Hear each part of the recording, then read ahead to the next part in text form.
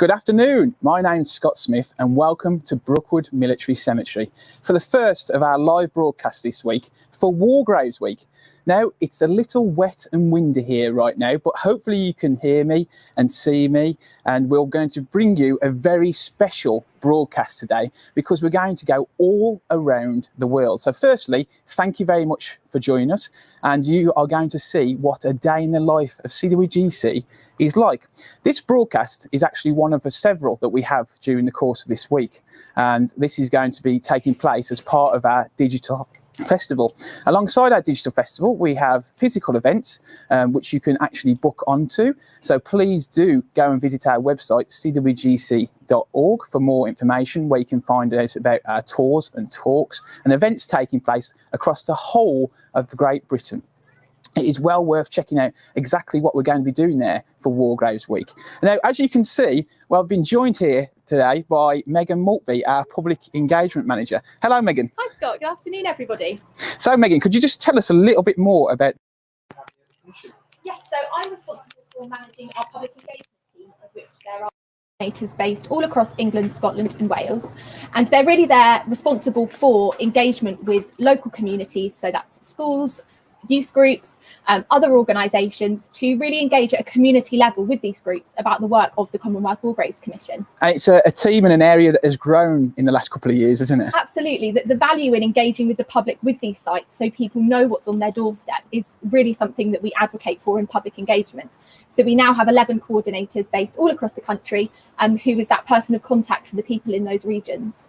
Excellent. So, Megan, today you're going to be our roving reporter here at Brookwood because this is your patch, essentially. Absolutely. So I'm responsible for engagement at Brookwood Military Cemetery, and I will be out and about giving you some snippets of information about the site, taking on all the elements and giving you some information about some of the casualties here and some of the different graves we have here as well. Well, that's excellent. Thank you very much, Megan. So Megan's going to be going out and about, as she has already said. But first of all, we're going to go just across the continent to Belgium, and hopefully we're going to be able to link up with our team out there.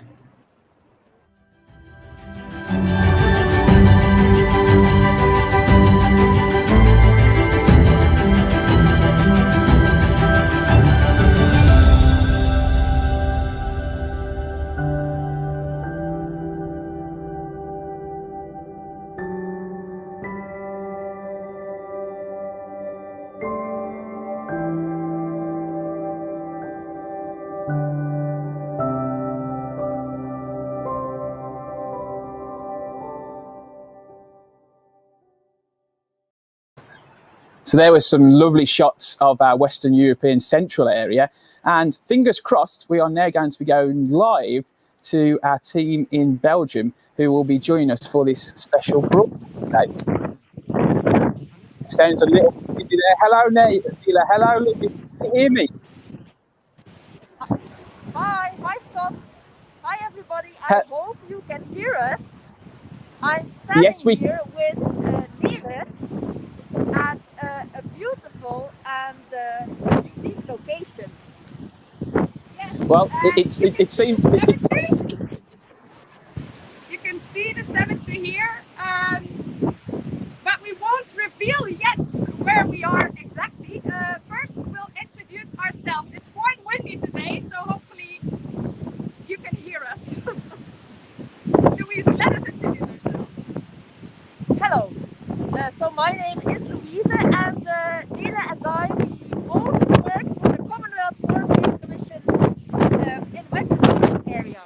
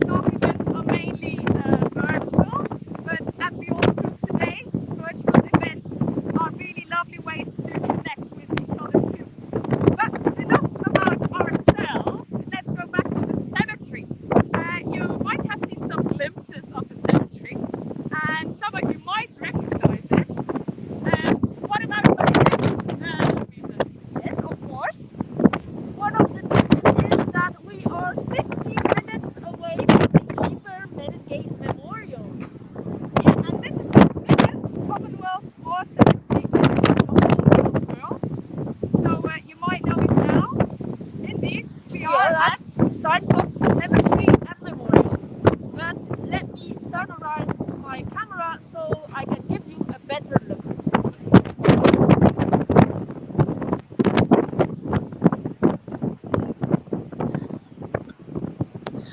It certainly seems as if we picked a great day for this broadcast, doesn't it? But thank you, Neela and Louise. And can you tell us a little bit more about the Commission's work in your area? Yes, of course. So let me, all right. So Western Europe area consists of 9 countries. Belgium is one of them. Then we have the Netherlands, we have Luxembourg, Germany, Poland, Austria, and the Baltic states. In total, we have 300,000 graves here, which we maintain, and they are scattered 300,000 casualties and spread across 250 cemeteries. To maintain all of these sites, we have 200 members of staff working here. Yes, and most of the staff working for us are working in the horticultural department. So our hort colleagues, they maintain all these lovely colorful features here. So as you can see, these lovely plants are all maintained by them. Also the grass, and when we go up the trees, next to the hort departments, we also have a works department, and they are responsible for the maintenance of the structural elements of the sites. So the headstones, but also, as you can see here, the cross of sacrifice, the stone of remembrance, and also the buildings and the walls surrounding the cemetery, they maintain this. Then in the shadows of the Yper Menengate Memorial, we also have the Yper Information Center, where 2 of our colleagues work and are able to help you answer all the questions you might have about the mission and help you search your relatives and their burial locations. And of course, we also have some staff working in the office to support and organize and promote all the work that our colleagues do. So you're at Tyne Cot there. Could you just show us some features of the site, if possible, please, both? So we have walked up towards the Cross of Sacrifice. And special of the Cross of Sacrifice is that it is built on top of the German pillbox. You can still see a piece of wood here. Then when we walk around the Cross of Sacrifice, we approach here a very special part of the cemetery. This is the battlefield cemetery, which contains the original graves. And as you can see, these are scattered, which is a big contrast to the rows and rows of headstones that you see in the rest of the cemetery. These were brought in after the war. And incredible is that these graves, all of these graves here, have been here over 100 years. And they are actually even officially protected as monuments. The conservation of all this historic estate is very important to the Commonwealth War Graves Commission, so that it's still here for future generations to come. And we can see there some activity in the background. Could you sort of give us an overview of what the team are doing? Yeah, of course, there's quite a lot of activity for the moment. So as you can see, over there, Pascal, Pascal. You can see Pascal, he's the head gardener of our tree team, and he's carrying out works to conserve these lovely Texas trees. So rather than removing them, we do everything we can to conserve these lovely trees. And walking up here, we see some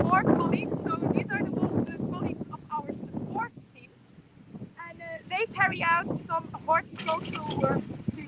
So we've had a lot of visitors to Tyne Cot Cemetery, but of course over the years the increasing footfall has led to some damage to the turf, and we are now looking into sustainable solutions to tackle these problems. Let's just walk over here. And apart from them, we also have our 4 static gardeners here at the cemetery. Kurt, Mathieu, Dirk and John, and they maintain the cemetery all year through. So that's why they called static gardeners. We also have mobile gardening teams, and they maintain a range of different smaller cemeteries. Much both for that, and as we've got the rain, you've definitely got the wind there. Yes. But finally, can you just tell us about your favourite memories of having worked for the Commission? Well, being here at Tyne Cot Cemetery and Memorial, it makes me think back of the centenary of the Battle of Passchendaele in 2017. And both Nele and I were here to attend the special ceremony to commemorate that battle. And being all together here with all the international partners, colleagues, and guests and visitors, it was really an incredible experience. It was a very special moment indeed, Louise. And also the centenary of the Commonwealth War Graves Commission as an organisation, now actually exactly 4 years ago.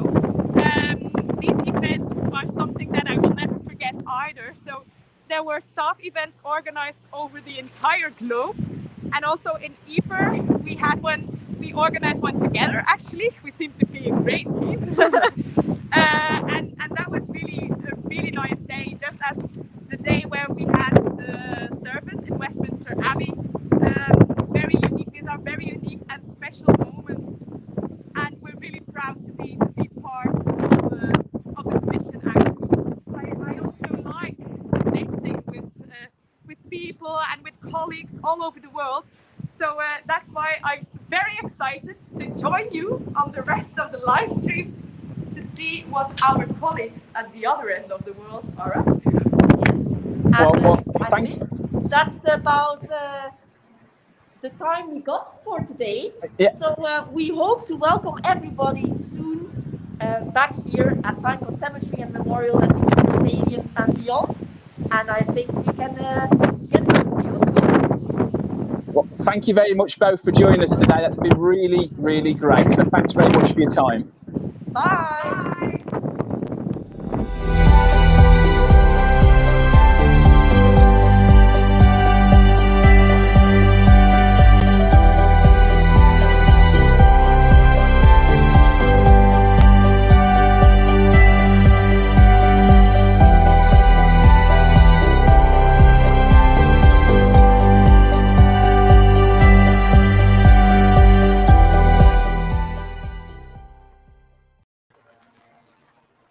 Well, welcome back to Brookwood. As you can see, I've been joined by Max Dutton, our historian and interpretation officer. We've also been joined by the rain as well, Max, haven't we? We've just seen a huge site there in Tyne Cot, but what people perhaps don't realise is right here in the United Kingdom, we've got cemeteries and war graves as well, haven't we? Absolutely. A day in the life of the Commonwealth War Graves Commission wouldn't be complete without standing in the pouring rain under an umbrella, but here we are. So 104 years ago, Fabian Ware founded the Commonwealth War Graves Commission, what was then the Imperial War Graves Commission. And our work really began out in France and Belgium at sites like Tyne Cot, where we've just been. And we're all so used to visiting sites like that, ordered rows of white Portland headstones out on the former battlefields. And what people might not be aware of is the fact that there are cemeteries just like that here in the UK. So we're at Brookwood Military Cemetery in Surrey at the moment. You can hopefully see directly behind us that there are ordered rows of white headstones. The site of today is looking absolutely beautiful, testament to the amazing work of the Commonwealth War Graves Commission staff who are based here. But what maybe you don't realise is that there are war graves in 300,000. There are 300,000 service personnel commemorated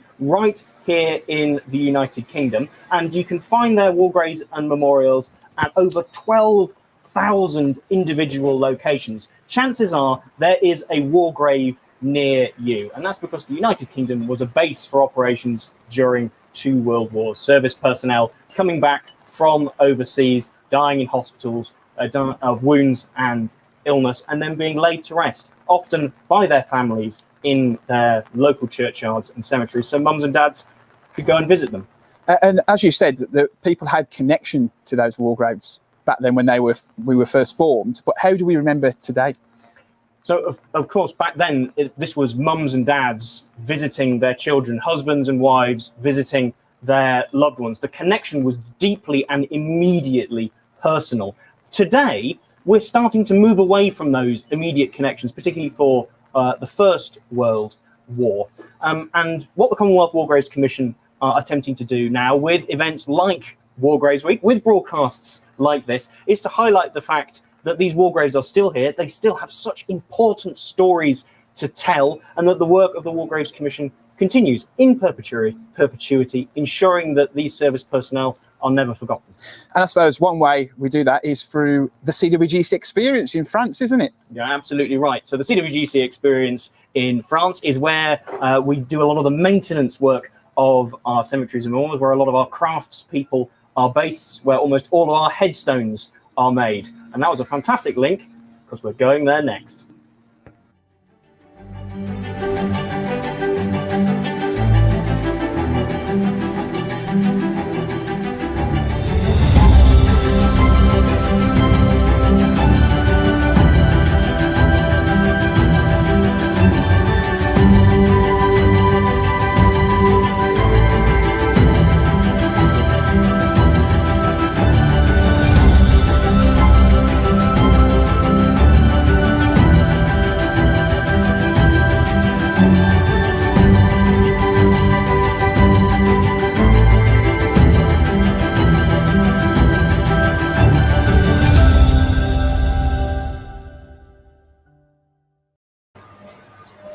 Now, fingers crossed, we're going to be able to link up with our team out in France now and go and visit the CWGC experience and give you a little snapshot, not only of the experience itself, but also some of those who you will see when you get chance to visit in Beauran.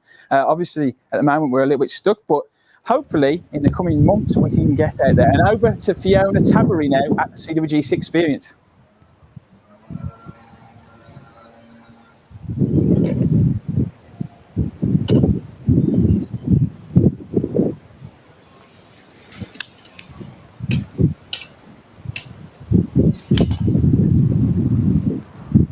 Hello, Scott. Hello, everybody. So here we are in Beauran, near Arras in the north of France. And this is where our French office is located. So here we have our offices and our workshops. And well, just down here, next to me, we have the headstone production unit. And this is where we engrave the headstones for the whole world. So making Beauran a very unique place. So here in Beauran, we are in the heart of the former battlefields. So we are strategically placed between the Somme and the Ypres salient. And it is also here that we have our visitor center, the CWGC experience. So if you'd like to come in out of the wind, let's go inside and see what's going on. Come with me.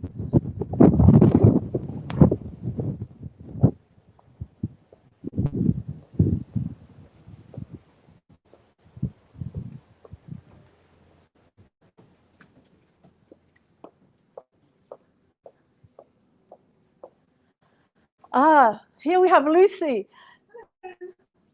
So Lucy is at the desk, and so if you come to see us, then you will have a very warm welcome from our Lucy.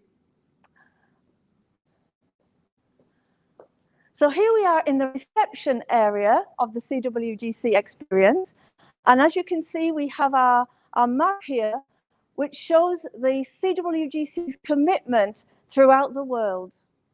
So if we just zoom into the middle here,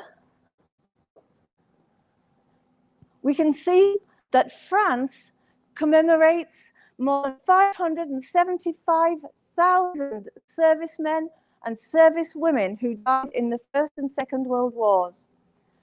So in France, we have around 3,000 sites, and to maintain these sites, we employ over 300 people. These people work mostly in the Hauts-de-France, which is the north of France region, as well as in Normandy.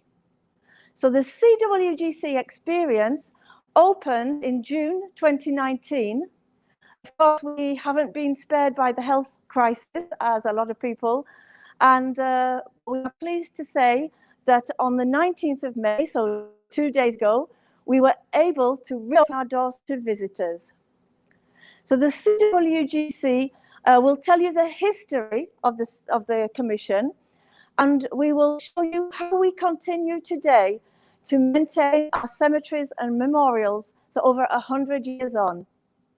And we hope that when you leave the visitor center, you will then see our cemeteries and memorials in a different light, and it will encourage you to visit more sites and support us with even more enthusiasm.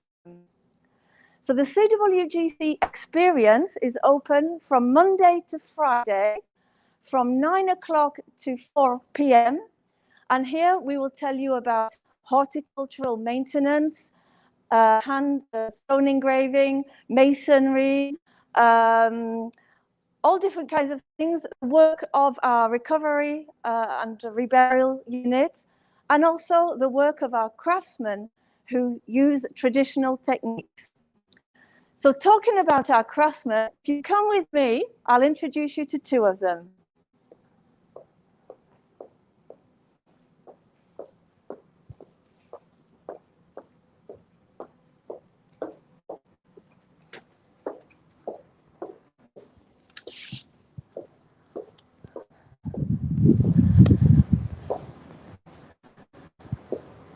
So here we have Samuel and Christian, so who work here in the center. And I'm just going to ask Samuel if he will introduce himself to you. So Samuel, est-ce que tu peux te présenter, s'il te plaît? Bonjour, je m'appelle Corbier Samuel, j'ai 40 ans, je suis menuisier à la commission depuis plus d'une quinzaine d'années. So Samuel is 44, and he is, as you can see, he is our carpenter, and he's been working for the commission for more than 15 years. So Samuel, I know a lot of people ask questions, so they ask us questions or ask you questions when they come to visit the visitor center. So I've just got two questions for you. So the first one is, quel type de pièces travaillez-vous et quelle place occupe la préservation dans votre quotidien? Alors, principalement, nous travaillons des portes en chêne, portes droites, portes cintrées.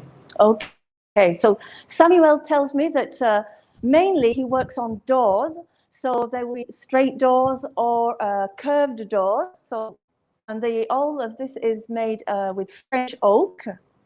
Mais nous fabriquons aussi des volets, des fenêtres, des bancs, des portillons, et nous les fabriquons en neuf ou nous les restaurons selon leur état de propreté. So Samuel tells me that as well as doors, he also restores and repairs windows, benches, gates. And so according to the state of these wooden elements, they will either be reproduced or, which is very important, restored. So I have another question that a lot of people ask Samuel. Quel sentiment avez-vous de travailler au service de la mémoire et de la CWGC? Un grand sentiment de fierté, d'honorer les soldats et leurs familles, un grand respect. Okay, so Samuel says that he has a sentiment of pride, so his pride and respect for the soldiers and for the families of the soldiers. C'est avec grand plaisir que l'on vient travailler pour préserver leur mémoire. And so it's a great pleasure, as Samuel says, for him to come and work here to keep their memory alive. So thank you, Samuel, thank you. So now we've got Christian. So hello, Christian. Bonjour. So Christian, est-ce que tu peux te présenter un petit peu, s'il te plaît? Bonjour tout le monde, je me présente cousin Christian, je suis âgé de 56 ans et j'occupe le poste de ferronnier depuis 31 années. So Christian, he tells me that he is 56. As you can see, he is the blacksmith, and he's been working for the Commission for over 31 years. Yes. So again, Christian, I've got some questions that our visitors always like to ask. The first one is, parmi les objets que vous avez forgés au cours de votre carrière, lequel vous a le plus marqué? Alors, il y a deux événements marquants sur la restauration complète pour les éléments de Posière mémorial de Posière et de Tourret. Okay, yes. So Christian tells me that two lots of work that he's done that have been very important for him is the work, the ornamental work, and the full restoration of this ornamental work on the Posière Memorial and Le Tourret Memorial. So if ever you get the chance to go there, his work is fantastic. Very big gates. So you'll think of Christian when you go to see them. And I just have another question, Christian. Est-ce que c'est important pour vous de partager votre savoir-faire et de le faire connaître au public? En effet, il est important de transmettre au public la dimension de notre travail qui en impose, mais aussi de respecter au sein de notre organisation un grand devoir de travail de mémoire. Oui, c'est ça. So Christian says it's very important for him to transmit his know-how and he has a great respect for the Commission and for the mission of remembrance.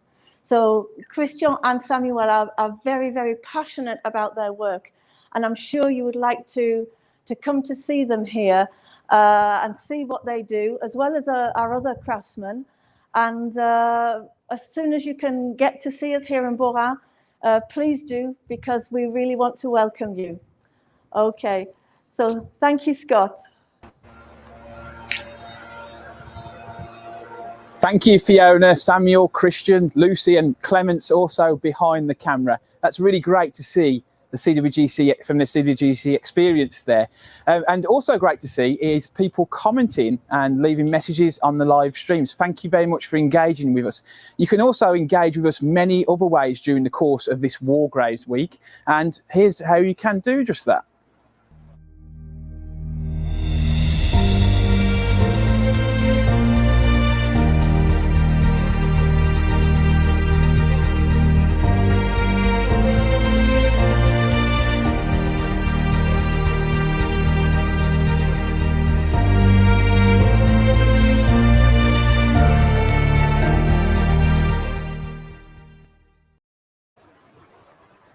Now, we mentioned earlier that we were going to be sending Megan out and about around Brookwood, and I believe that she's made it to her first port of call.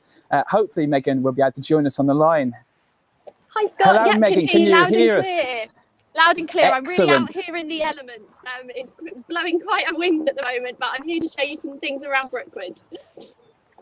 Excellent. We shall leave you in your capable hands.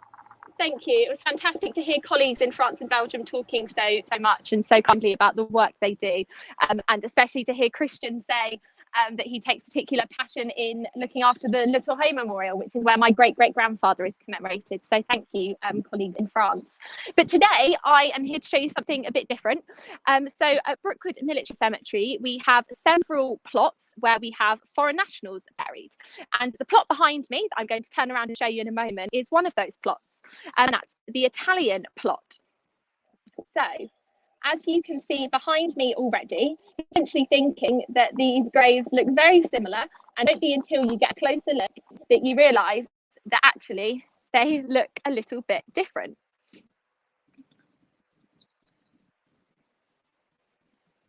So, as you can see there, we have the Italian plot. And you might be thinking, you know, how have we got Italians here at Brookwood in Surrey? So Italy had declared war on Britain in June 1940. And from July 1941, large numbers of Italian troops were taken prisoner in North Africa and brought to Britain.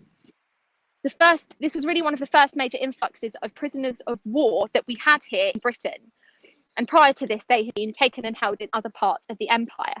So you can see here by looking at these headstones that they are different because they have the shoulders cut out, and they are, of course, written in Italian as well. So Italian prisoners of war could volunteer to undertake paid work, and many were employed in agricultural work.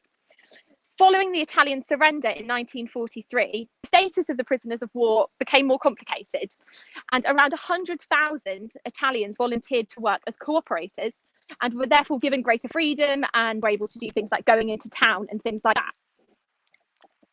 So as I turn around here, you'll be able to get a full view of the plot. So the conditions in these camps were relatively good, and you know, very few people died in these camps. But those who did die were buried in local cemeteries. After the war, some were repatriated back to Italy, while others who remained here in the UK were reinterred in this plot in the late 1950s. So we have over 300 Italians commemorated here, and here is just one of the foreign national plots that you can see here at Brookwood, and you'll get a sneak preview of some of the sites we'll be looking at on the tour on the live tomorrow. So that's all from me here, Scott. I'm going to go take shelter under a tree before I see you next. Thank you, Megan. That's wonderful to hear about the Italian casualties that are buried here at Brookwood. Now, as I say, we've just heard about some Italian casualties. Now it's time to actually go to Italy itself, where hopefully it is a lot warmer and less windy than here. So hopefully we can link up now with our team member in Italy.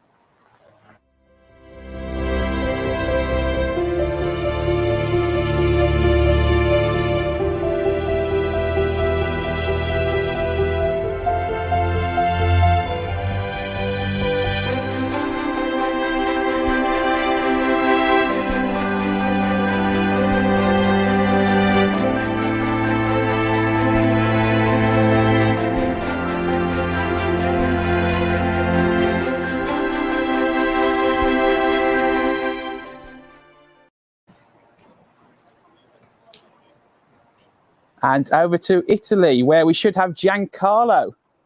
Hi there, Scott. Hello, Giancarlo. Well, it's looking absolutely wonderful over there. I can see you're in your T-shirt compared to the winter clothes we've got over here in the UK.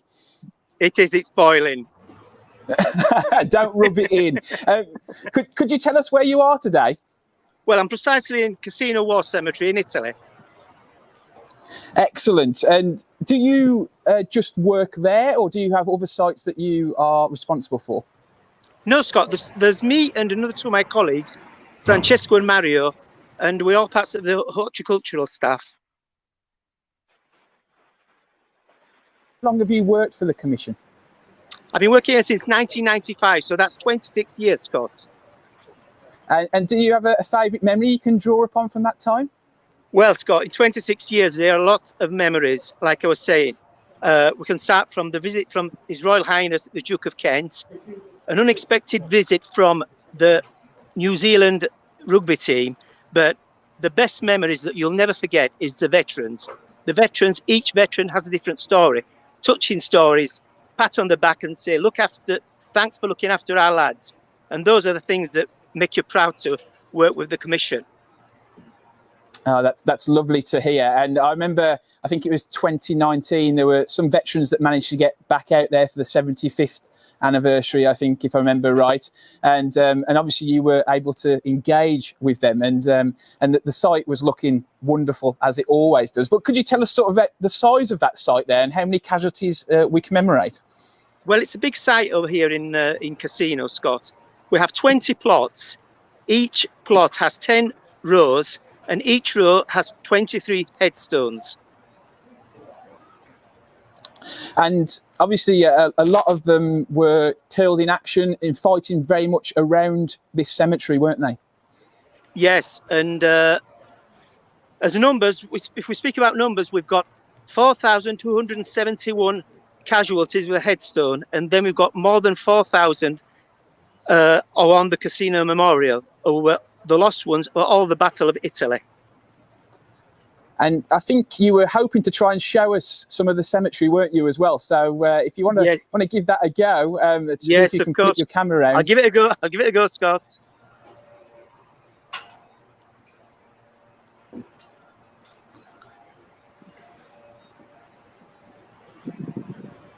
So you can just see Cassino War Cemetery here, some stock footage we've got when our videographer, Jack Sheeran, was lucky enough to go out to Cassino for the 2019 ceremonies. Hopefully when we go back, there we go, we can actually see Cassino War Cemetery right there. And is that Monte Cassino itself we can see in the background, Giancarlo? That is Monte Cassino Abbey, yes, Scott. And for those that don't know, that was a real tough battle, wasn't it, to get to the top of there? Yes, it was, Scott. It has been destroyed 4 times in its history. And I suppose from up there, you've got a wonderful view of the cemetery as well, I should imagine. Yes, you have. You can see the Polish cemetery from up at the mountain of Monte Cassino. That is in a cross, and then you can see down all the city of Cassino, and you can see the Commonwealth War Graves Cemetery as well. Oh, wonderful. And do you find that the horticulture that you look after there can be different to other areas, or, tell us a little bit about that side of things if you can? Well, the thing is, Scott, in the south of Italy, the temperature is a lot different. In the north of Italy, it seems strange because sometimes people may think Italy's Italy, just sunshine.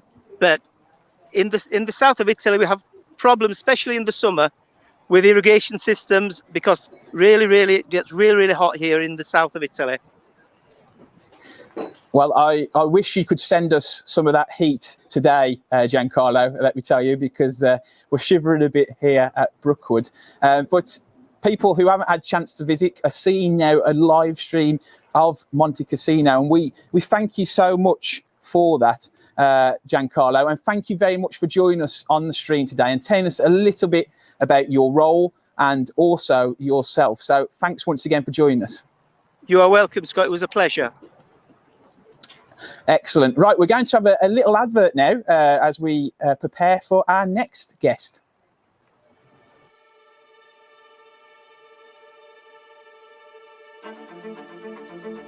All across the world, and here in the United Kingdom, A group of people from all walks of life work silently and in perpetuity, hidden away from everyday life and yet in plain sight for all to see. maintaining immense memorials to the missing which reach up to the sky, caring for the graves of the fallen carved from Portland stone. Day in, day out, they work to maintain these places of memory, so that we will never forget the sacrifices made from as far back as 100 years ago. Discover the sites that shaped the world we live in today. Learn about the history of the 2 world wars. Remember those who fought and died for peace. And never forget these timeless words. Their name liveth for evermore.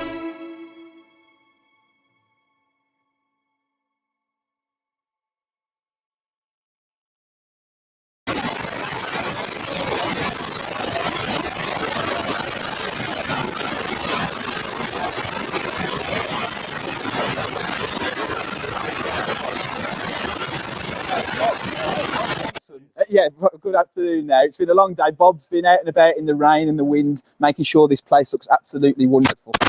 So, Bob, you have a long association with the Commission. Can you tell us a little bit more? I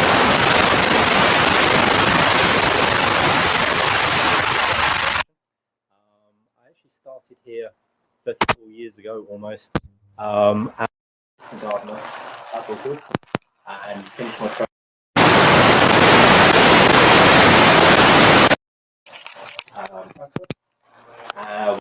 Bayeux Cemetery in France during the 50th anniversary of D-Day landings. I've been pretty much moved around France, Marseille, Le Basset, Boulogne, Equave, Tirval, and Vimy Group. How's that? Yes.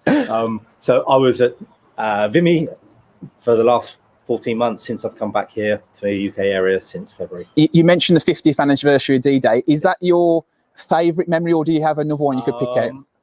I think any sort of big event is something very important, and you just do what you have to do the best you can, and just present the cemeteries and the memorials as whatever way you can.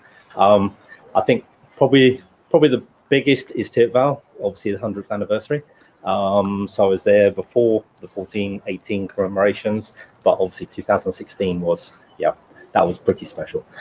And what is your role now here at Brookwood? So basically, I am senior head gardener in charge of Brookwood Military Cemetery here, and running Mead Air Force Memorial as well. So so this is your handiwork right in front of basically, this is my garden. So yeah. And you've been able to work both here in the UK and in France. And what I know, they often say that there's similar climates, but are there different horticultural challenges at times? There are very, very much similarities, but also you do have extremes as well. Here at Brookwood, we're on almost pure sand underneath the soil, very shallow soil, very poor soil. Getting the plants to grow and the grass to actually be as green as today takes a lot of work. So we've still got more work to do, but it's an ongoing process, and it always is. And people might have seen from time to time the CWGC vans out and about, and they are actually based here. So this is a base site as well, isn't it? Yes. So basically, we have our 6 permanent staff here at Brookwood. And then the garage compound and obviously everything else gets used as the travelling gardeners as well, and the SMCs. And they can be out all week, can't they, at times? Basically, normal times out of COVID, they come here on the Monday morning, pick their vans up, pick up the machines, pick up their supplies, and off they go. And they come back on the Friday lunchtime. Well, thank you very much, Bob, for giving us an insight into your work. I'm just going to take my headphone out because it's just going to fall out. And we're going to let you now go. I think it's your lunch break, isn't it? So thank you for giving us an insight into the work here right in the UK. And now we are going to have a short period where we're going to actually learn a bit more about Wargraves Week and around the world, which is coming up very, very soon. You can find out more as well by visiting our website on www.cwgc.org, and from there you can visit our Wargraves Your History area of the GB portal, but more importantly for this week, the Wargraves Week section of the website, where you can find all about the different items that we've got on. That's both digital events, as this is, physical events, and also our postcode search option, where you can actually find out about casualties that lived, or family members that lived within your local area. So it's fascinating. Please do go and have a look. There's so much to get involved in, and it's right there all waiting for you.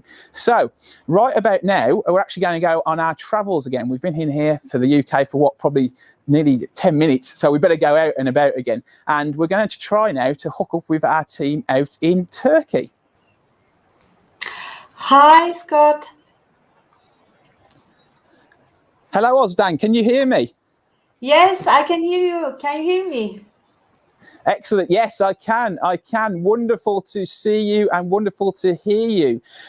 So it's great to be able to link up like this. And could you just give us a little overview of your role at the Commission?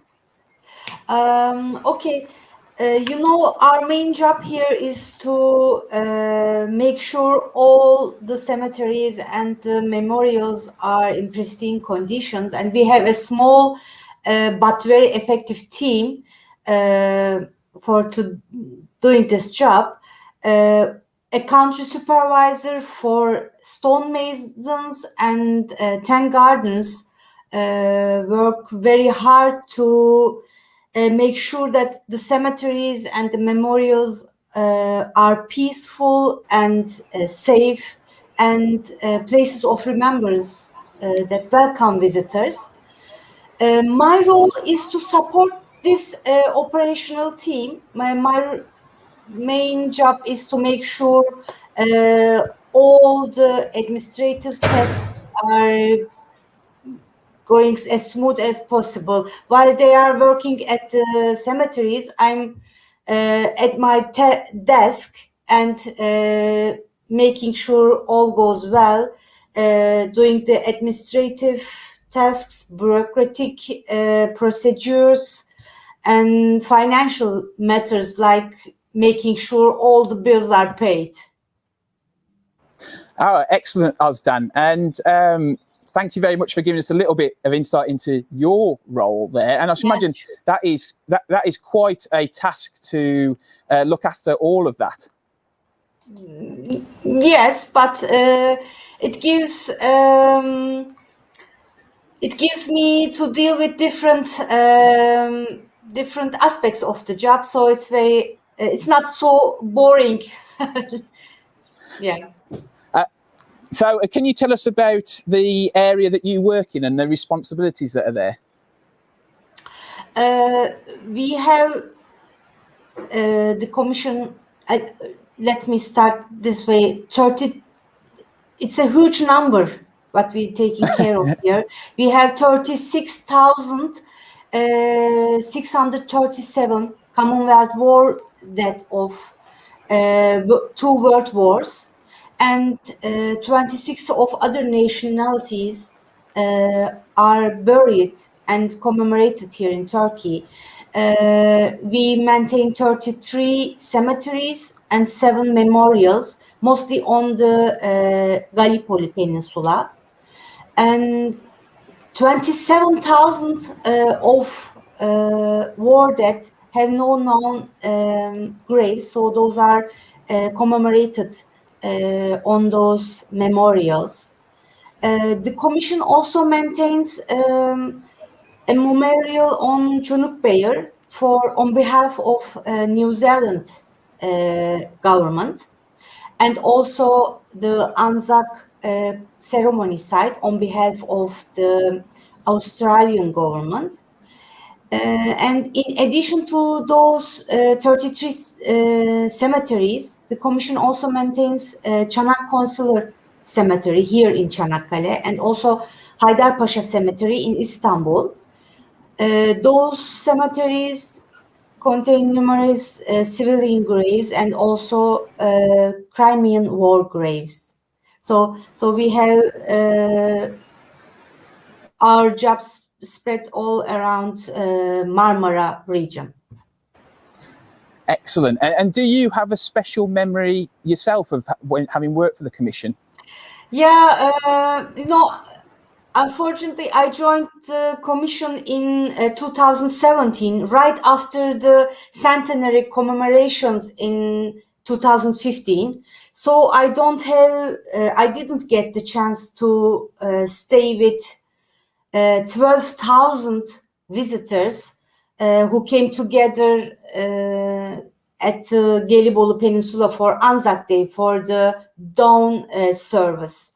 But when I receive a thank you letter from a visitor, that's very special to me, because that means that we are fulfilling our mission here, and we are helping someone to have a special moment with their loved ones, or sometimes grandchildren from the other side of the world is looking for a grandfather who fell here in Gallipoli, and when you found the name, took a picture and sent it back, it feels like you help reunite a family, and to be honest, that makes the job very special to me. Yeah, I agree there. Working in social media, when you get a message of someone thanking you for finding their relative, or just someone they've been searching for, yes, it makes you feel very warm inside, doesn't it? Yeah, definitely. You mentioned earlier about some big numbers, and in more normal times, the part of the world that you're in is usually receiving a lot of visitors from Australia and New Zealand, don't you? Definitely. Definitely. As you said, normally we have thousands and thousands of visitors, especially in April for the from Australia, New Zealand, and other countries for the commemoration events. But unfortunately, because of COVID-19, for the past 2 years, we had very small ceremonies. I hope we will see cemeteries full of visitors once again in the upcoming years.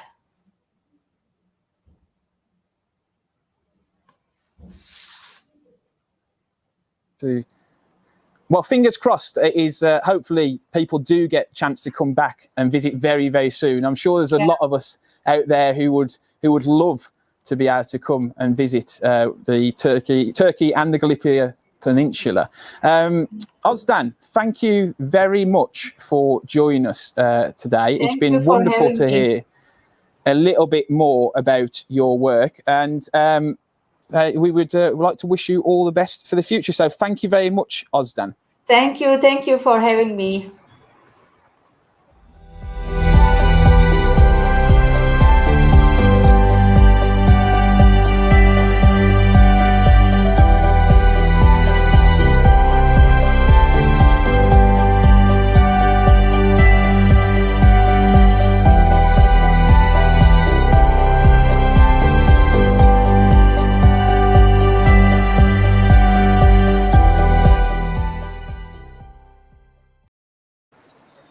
So you've just seen an advert there for the Commonwealth War Graves Foundation, and we'll be speaking more about our foundation later on. But right now, it's time to link up again. Hopefully, she's been able to get across to the other side of the cemetery. It's a very large site here at Brookwood, as you will find out when you come and visit yourself one day. But hopefully we can link up with Megan Maltby again, our roving reporter.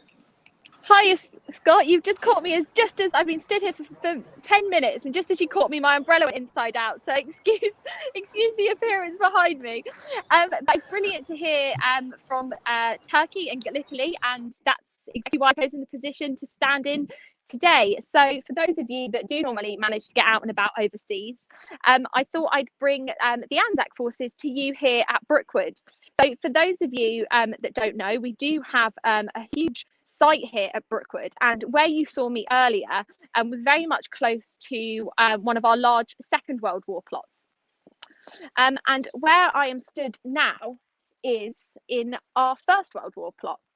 So this is a huge plot around the other side of Brookwood, and as you will hopefully be able to see in a moment, where I am stood at the moment is the site of some of our Anzac casualties. So here we have some Australian casualties.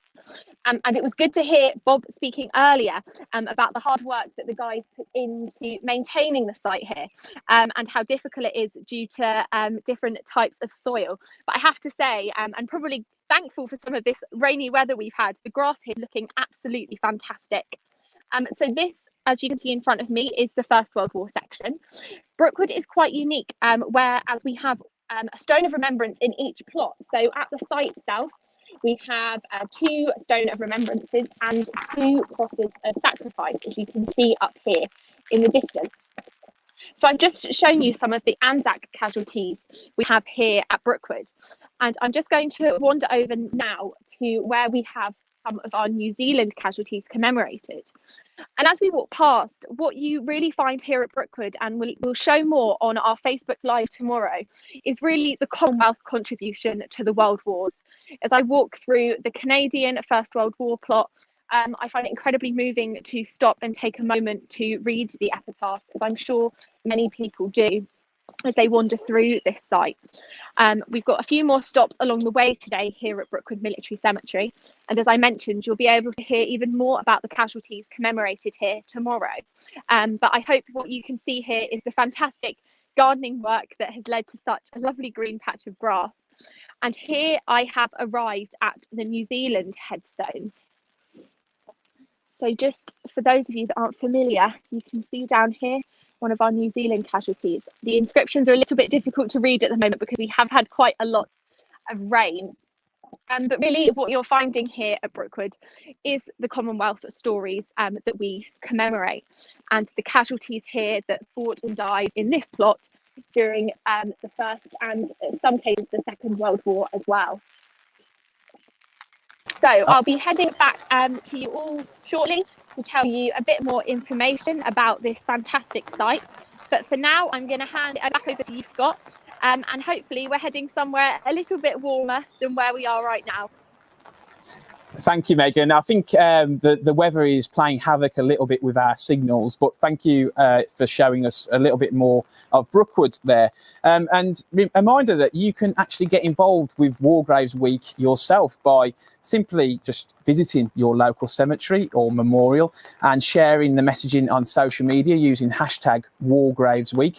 You can go to our website, and if you search for a casualty, you will see that there is a special downloadable tribute that has been installed for Wargraves Week itself. So please do go onto the casualty that you, maybe it might be a relative or someone that you remember, and you'll see that you can download a tribute, print it out, cut it out, and make sure to stick those in your windows.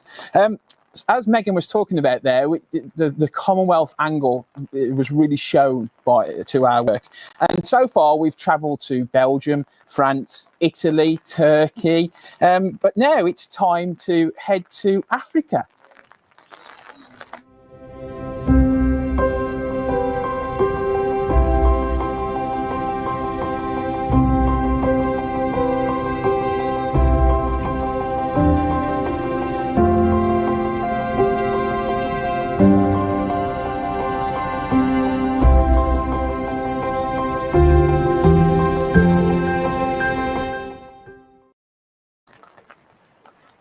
And fingers crossed we can join our team in Africa. One of our many members of our team in Africa, I should say. Hello, Daniel. Great to see you. Hello, Scott. Great to see you too today. We can see that you're in a cemetery there, but whereabouts are you? Yeah, thank you, Scott, for having me in the broadcast today. And yes, I'm joining you live from the Nairobi War Cemetery in Kenya.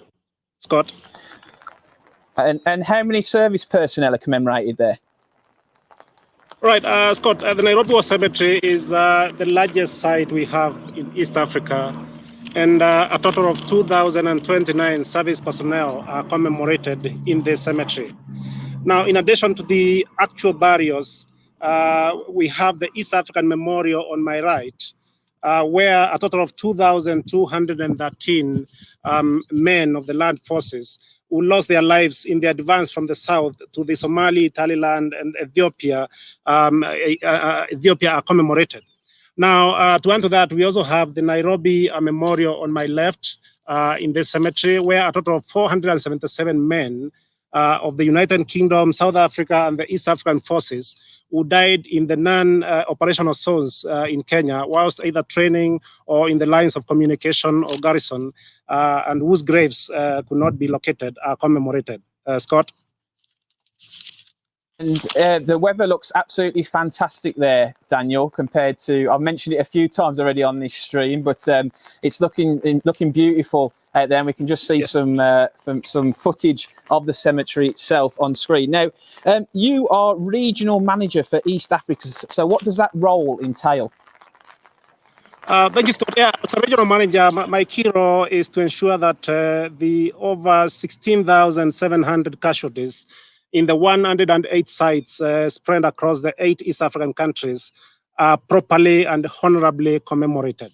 Now, I have a team of 13 staff members based at the Nairobi hub, and a contract workforce numbering around 80 who work tirelessly every day to deliver on our core mandate of maintaining the sites to the required standards. Scott? And your office is literally just the other side of the camera, isn't it? Yeah, sure. Yeah. You, from your time working with the commission, if you could remind us of how long that is, have you got a favourite memory you could pick up? Scott, this month, May, marks my 8th year serving the Commonwealth War Graves Commission in various capacities. And yes, I have had quite memorable moments in my 8 years of service. Most memorable, of course, is when I have visitors or family members who come looking for their loved ones buried in any of the East African sites, and we assist them to locate the relatives. I mean, the joy that comes out of that is really fulfilling to me. To add to that, Scott, the fact that we maintain, or I lead a team that maintains the graves of these heroes and heroines who fought for our freedom is quite fulfilling, and it makes me want to wake up every single morning and come and continue this noble cause. Scott?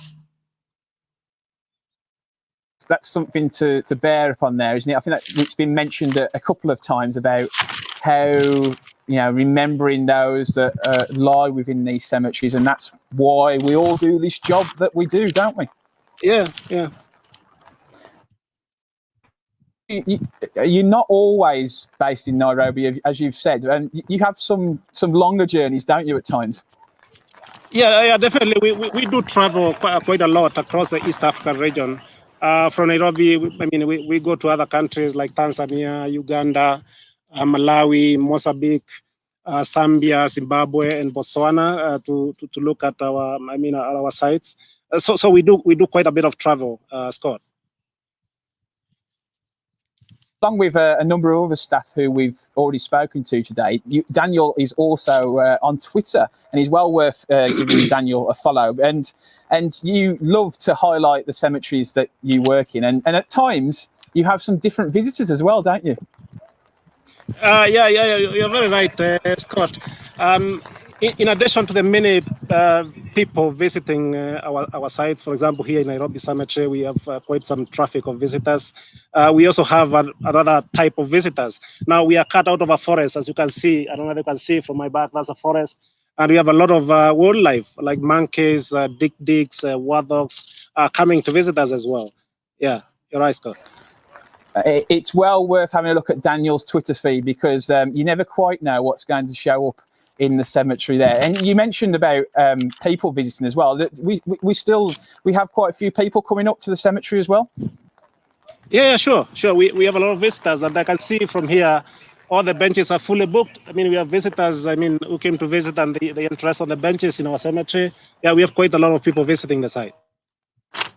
Excellent, Daniel. Well, thank you very much for your time today. It's been lovely to speak to you and to show us and to hear about some of your different work that you undertake. And I'm sure the people who are watching this whilst I stand underneath my umbrella will be very much grateful to you for your answers this afternoon. Thank you very much, Scott, and thank you for having me.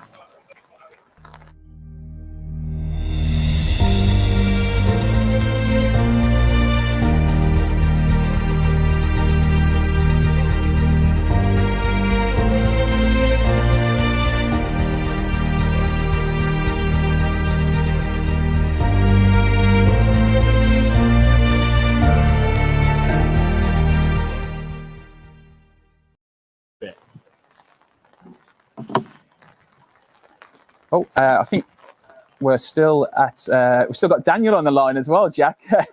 So nothing like a live broadcast, hey? Daniel, you're still with us, but you're going to disappear, unfortunately. There you go. You're left now just with Max Dutton and I. I'm sure you would have all loved to have kept Daniel on the line as well. But Max, we've seen people from all around the world. How wonderful has that been so far? Well, it's wonderful to see some nice weather elsewhere in the world. I must admit, I've put on my final layer of commission branded clothing, standing here in the rain. We need to get you a coat, Scott.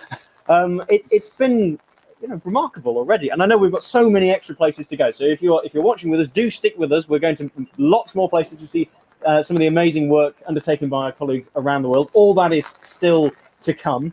For me, a couple of highlights of what we've seen so far. Amazing to see inside the CWGC experience. Great to see the guys there looking forward to welcoming visitors back. If you are traveling out to France and Belgium, maybe you're going on a holiday to the south of France and you're driving there, maybe you're going to Paris. Arras isn't that far away. It's not that difficult to get to. It's really worth dropping in at the CWGC experience to visit our colleagues over there and see how the work to maintain the cemeteries and memorials of the First and Second World War is undertaken. Another highlight, and I'm sure you'd agree, Monte Cassino. Oh, absolutely. Going to the Commission's cemetery there, it's they're in the shadow of Monte Cassino, where the abbey was. The men fighting their way up there during the Second World War, having that the cemetery in the shadow of it, with the mountain looming over the top, and seeing that today, just an amazing thing. I was lucky enough to go. It's an incredible cemetery, definitely worth the visit. And finally, actually, meeting the guys out in Turkey and listening to some of the work that they're undertaking out there. Of course, we know all about our work in Gallipoli and the Anzacs there, and the fighting that took place during the First World War. But those cemeteries on the Gallipoli Peninsula really do present us with some challenges out there. So it's great to hear from those teams and to recognise their hard work, I think. Absolutely. And we're going around the world a lot today, but this first ever War Graves Week between the 21st and 28th of May is predominantly about our work here in the UK, isn't it? Absolutely right. COVID has really changed the way that we are working. It's changed what we were hoping to bring to you, but we've really, hopefully, you're seeing the opportunities that we are taking to highlight some of our work here in the United Kingdom. For all of you who live in the UK, there are war graves all across the United Kingdom. We work at over 12,000 locations, commemorating over 300,000 service personnel right here in the UK. And War Graves Week that we're running at the moment is all about highlighting those UK-based graves. We have 11 major memorials to the missing across the UK, whether it be the Merchant Navy Memorial at Tower Hill, the 3 great naval memorials at Portsmouth, Plymouth and Chatham, the Runnymede Air Forces Memorial, where we'll be in a couple of days' time, or whether it's further afield, perhaps the Liverpool Naval Memorial. There's so much to discover right here in the United Kingdom. And a great place for you to begin your journey of remembrance is through the Commonwealth War Graves Commission's website, where you can find information about 72 of our major cemeteries and memorials across the United Kingdom. Information also on how you can download our app and find cemeteries near you, because chances are there's a Commonwealth War Grave in your local churchyard. Absolutely, yes. I would recommend downloading the app, and you will be able to find out someone who, or cemetery, I should say, or memorial that is close by, and individual graves as well. Max, but War Graves Week itself, it's open to all ages, isn't it? Absolutely. The purpose of War Graves Week is to really hand on the torch of remembrance to the next generation. Today, we have school groups coming through Brookwood Military Cemetery, being taken around by our fantastic pecs, being shown what the work of the Commission means, being introduced to some of the remarkable men and women who we commemorate. I don't know whether the weather is perhaps affecting that experience, but hopefully they'll take the positives out of it. And as I say, War Graves Week is all about handing the torch of remembrance to the next generation. And if you have kids who want to get involved with remembering the fallen, we have a fantastic activities book for children available on our website to download. I really do recommend downloading a copy of that and printing it off and letting your kids, or indeed yourself, have a go at helping the gardener through the maze to find his way to the cemetery, doing some word searches, or even doing an I Spy if you come to one of our sites. It's a great place to get kids engaged with the work of the War Graves Commission. Excellent. And Max, you're from Harrogate, so you're not allowed to choose Harrogate when I say this, but have you got a favourite location around the UK for when it comes to our work? I think for me, a real hidden gem is the Tower Hill Naval Memorial. It's right at the heart of central London, overlooking the Tower of London, with Tower Bridge in the background. You know, hundreds of thousands of people passing that all the time. And for me, it's a real place of poignant remembrance on the banks of the River Thames. Tens of thousands of names of merchant seamen who were the real lifeblood of Britain during 2 world wars. And I hope that perhaps by our work, perhaps here today, and our work generally, that memorial will get a little bit more recognition, because I think it deserves it. It's so easy to get to in central London. Definitely check that one out. Absolutely. You're seeing on screen right now some images of, these are all sites around the UK.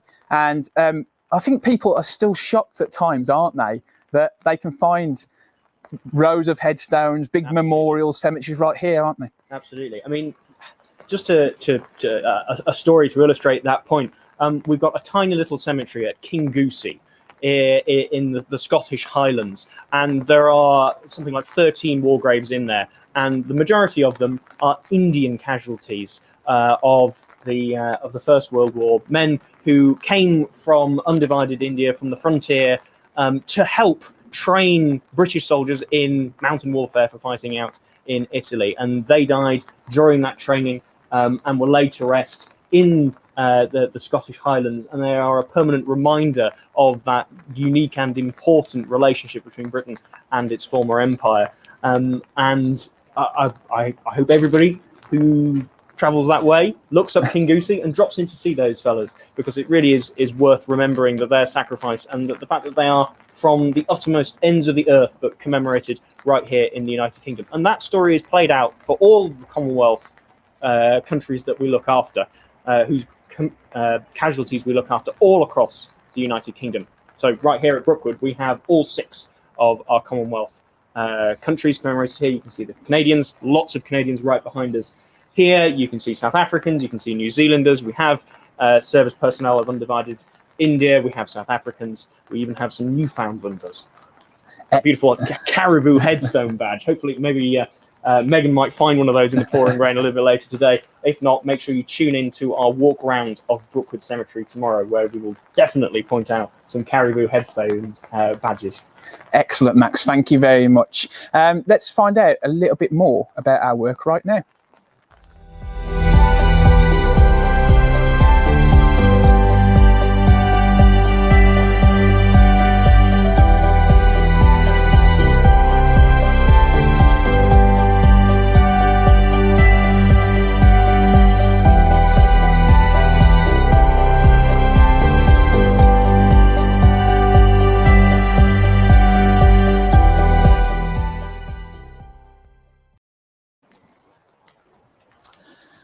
So that was the foundation there, and you'll be learning more about the Commonwealth War Graves Foundation later on. But we've been to Africa, Asia, Pacific area once already today when we spoke to Daniel earlier on. And now we're going to reach out to another area that they cover in India.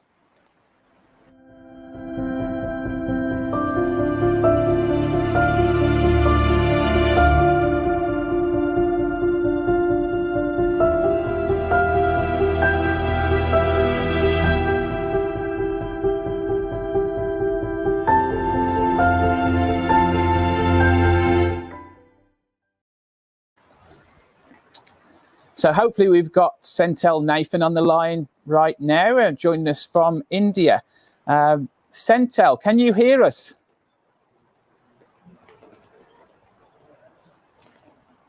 Hello, Senthil, can you hear me?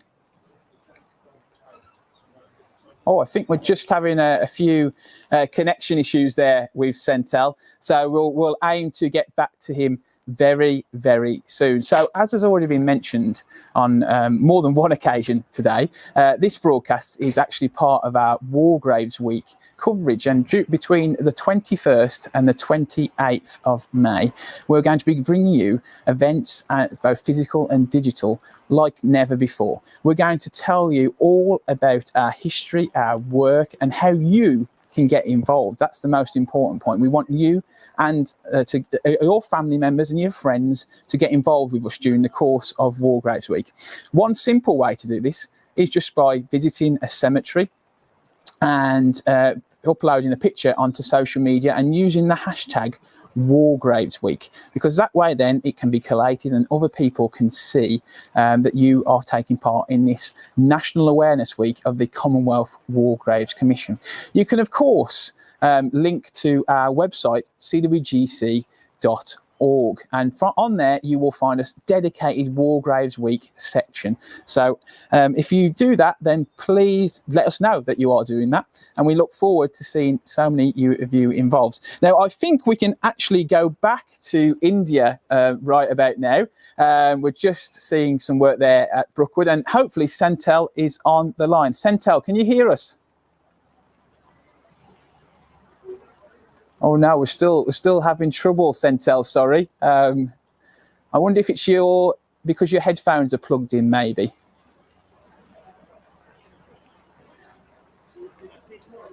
Oh, sorry about this, but this is the joys of a live broadcast. Everything has worked in the weeks leading up to this. We've spoke to Centel on more than one occasion, and we really want to get there because he's going to tell us some wonderful items about his work in India. So at the moment, though, I am right here in the UK. It's still raining, as you can see. And we're really happy that you've been able to join us on this live broadcast today. There's some lovely shots on screen right now of Brookwood Military Cemetery, where we are actually stood in much sunnier times, as you can see. But you should make sure you come and visit this site for yourself. So they say, I think, don't they, third time lucky. Hopefully, Centel will be with us, I think, very soon. The team are just trying to reconnect to him. In the meantime, let's think about other ways how you can get involved with Wargraves Week. As was mentioned already, if you visit the casualty on our website, then you will be able to download a specific casualty tribute, and you can print this out and you can put it in your window. So please do that. Then share it on social media using hashtag Wargraves Week. But just for a second, whilst we try and get Centel back with us, we're going to run a little advert all about Wargraves Week itself.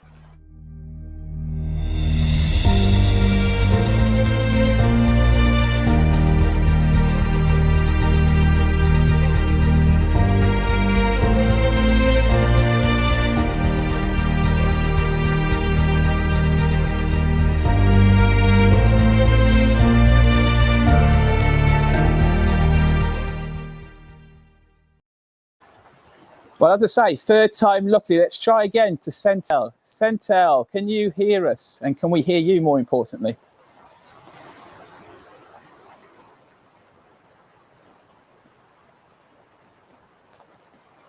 Well, perhaps we'll have to try and come back to Centel later in the programme. We'll figure out what is going wrong.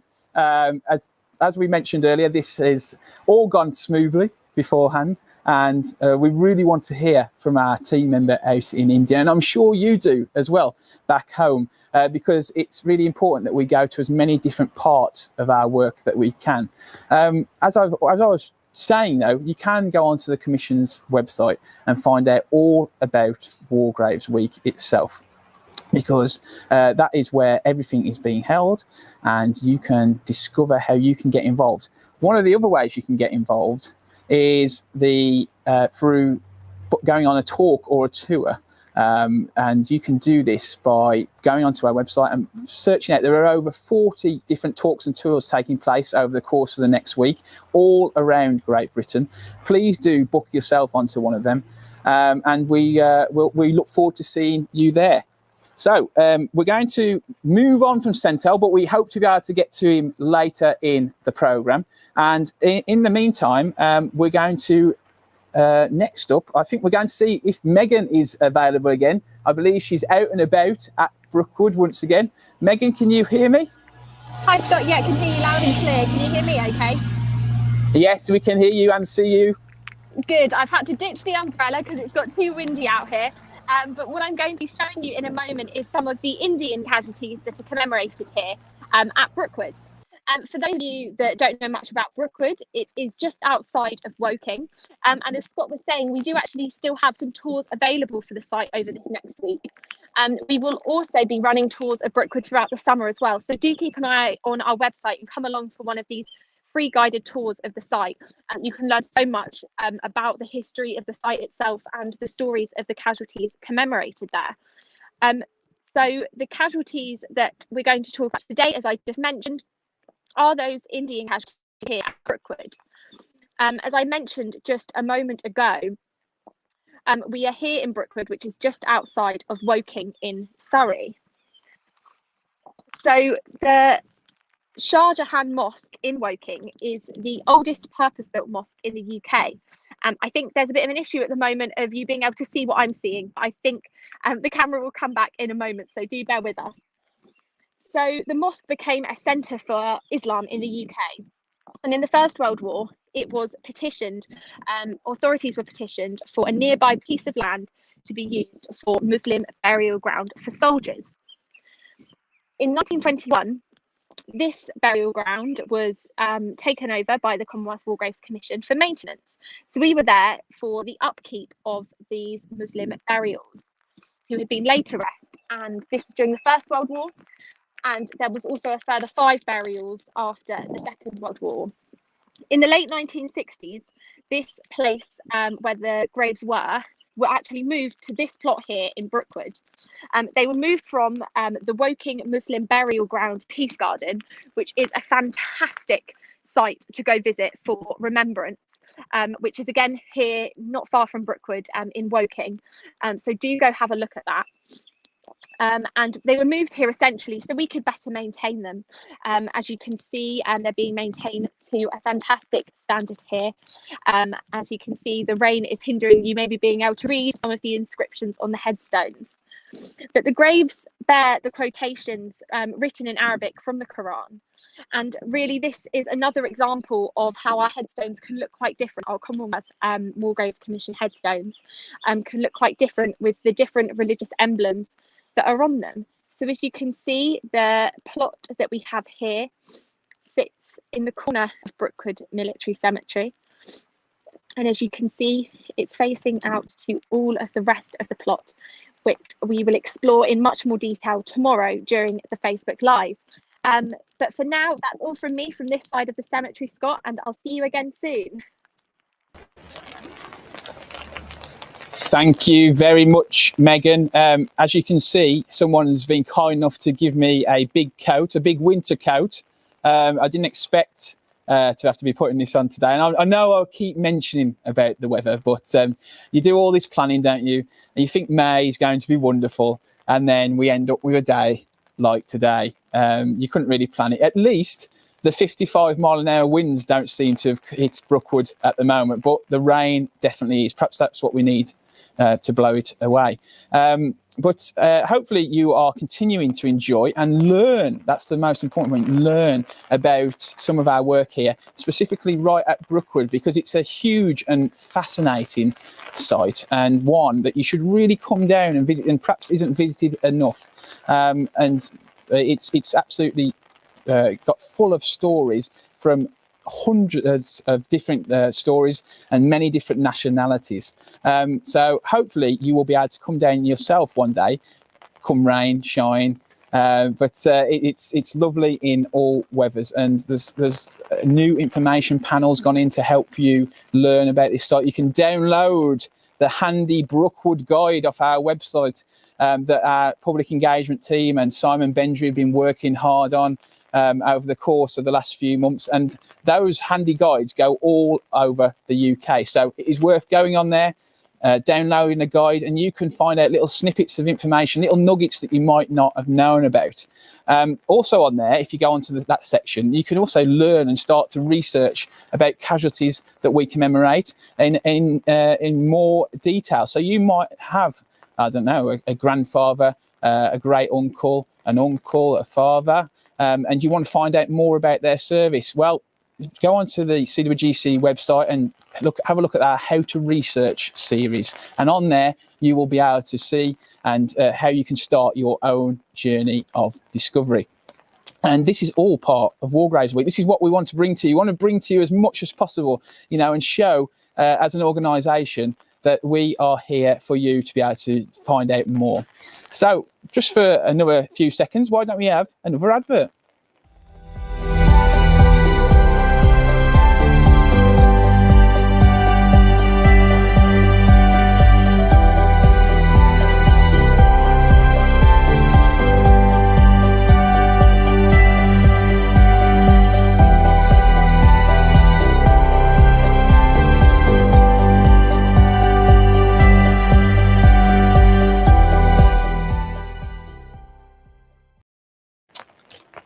I should say as well, thank you very much for everyone who is engaging with this post, is sending in questions. Please do feel free to comment, whether that is on Facebook or YouTube, and we'll try our very best to get back to you. As I mentioned already, we're here at Brookwood Military Cemetery, and we're just going to go probably about 45 minutes, I suppose, northeast right now. And we're going to head back to our head office in Maidenhead, where I hope that we can link up with someone there. We'll find out who very soon.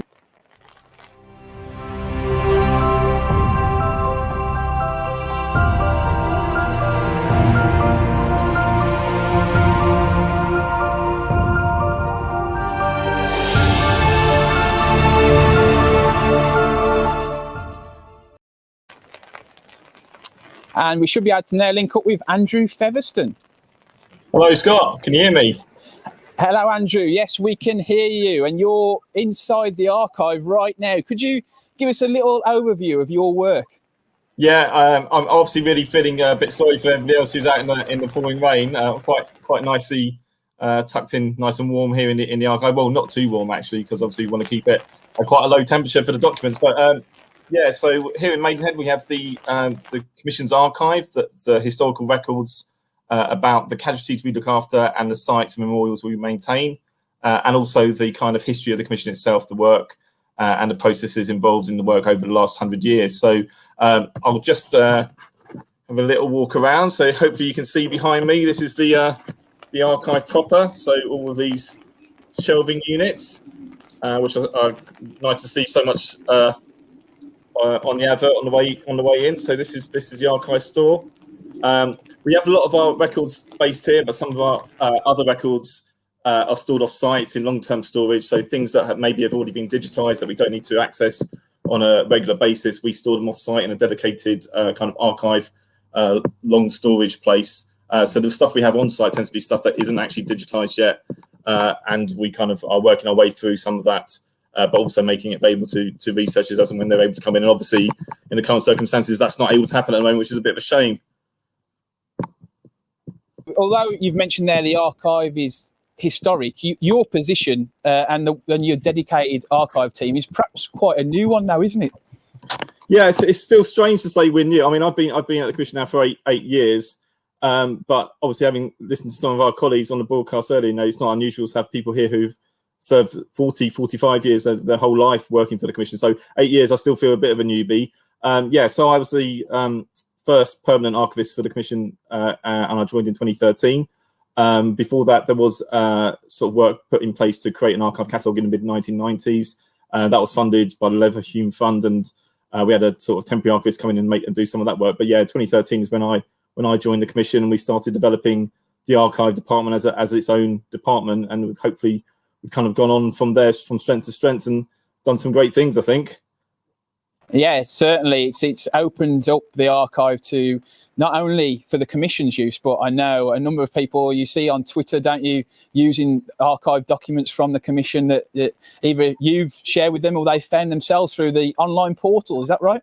Yeah, that's right. So, I mean, I joined when some of the digitisation work had already started. So a decision had been made to get some of our archives more accessible to the public. So all of the casualty records from the First World War and the Second World War had already started to be digitised, and they went live on our website around 2013, 2014, I think, to coincide with the centenary of the First World War. But then there's all this other material, the stuff that you see behind me in these boxes is records about the Commission itself and its history and the staff who work for us and the cemetery sites themselves. So this is the other material. And so we, as the archive team, started to kind of look at all this stuff and say, well, we need to get this out and get this better accessible as well. So we've, in the last couple of years, we've relaunched an archive catalogue. It's fully searchable.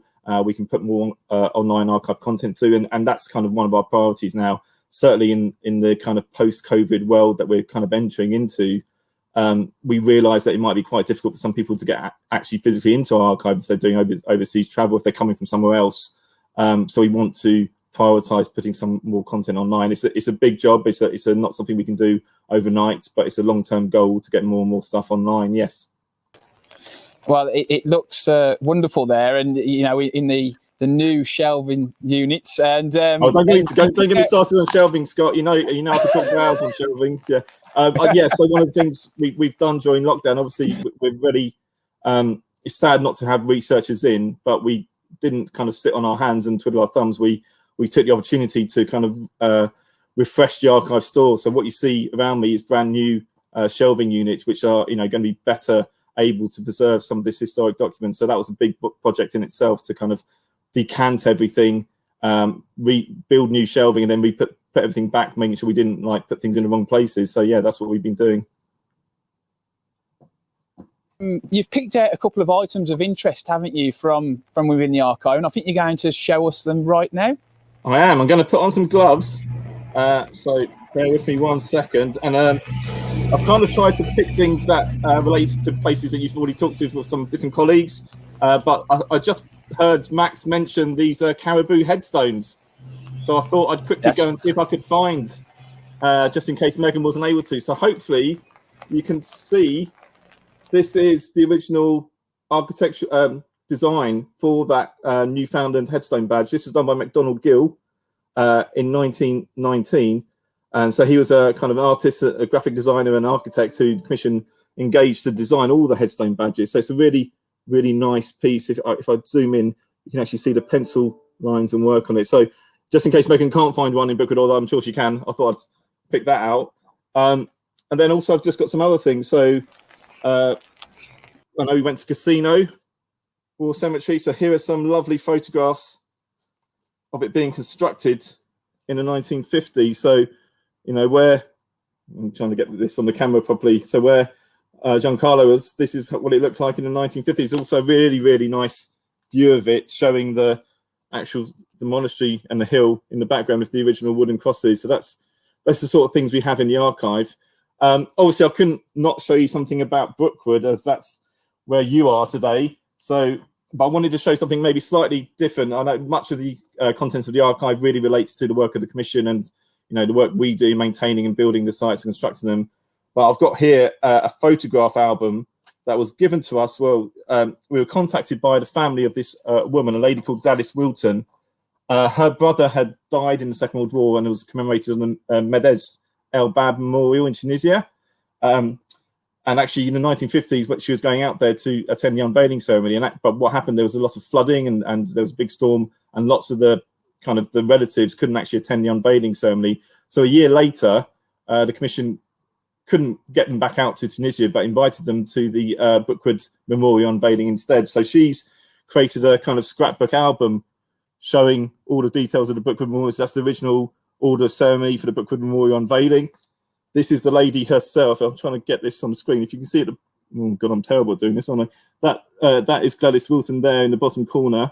And then she's also got a snapshot that she took of the Queen, Her Majesty the Queen, at the unveiling ceremony itself. So here we go. This is taken by, and so I really like this in the way that a lot of the records that we have in our collection are about the kind of formal side of it, the admin side of it, and we sometimes don't really see it from the other side, the side of the relatives and the pilgrims who are going to these places. So this scrapbook is amazing. It documents all of her visits to her brother's memorial, and then actually his body is found and he actually got a grave now, and so it documents her kind of journey in that as well. So it's a really, really nice thing, and we only got it because the family of Gladys Wilton, when she passed away, sadly passed away, they offered it to us in the collection for the collection, and we gratefully accepted it. So we're still collecting things now. We're still adding, obviously, to our collection. A lot of it is relating to our work that we do around the world, and so the archive is continuing to grow, which is why we needed these shelves. Everything comes back to shelves, Scott. Absolutely, and you could literally spend hours, if not days, probably like you do, Andrew, within the archive. Now, usually in more normal times, shall we say, people can actually come and request archive items themselves, can't they? Yeah, absolutely. Like the archive is completely open to the public, or all we ask, or normally open to the public, and all we would ask is just give us some notice so that we can book you in, because as I said, some of the material is actually stored off site, so we need a couple of days to get it back to the offices.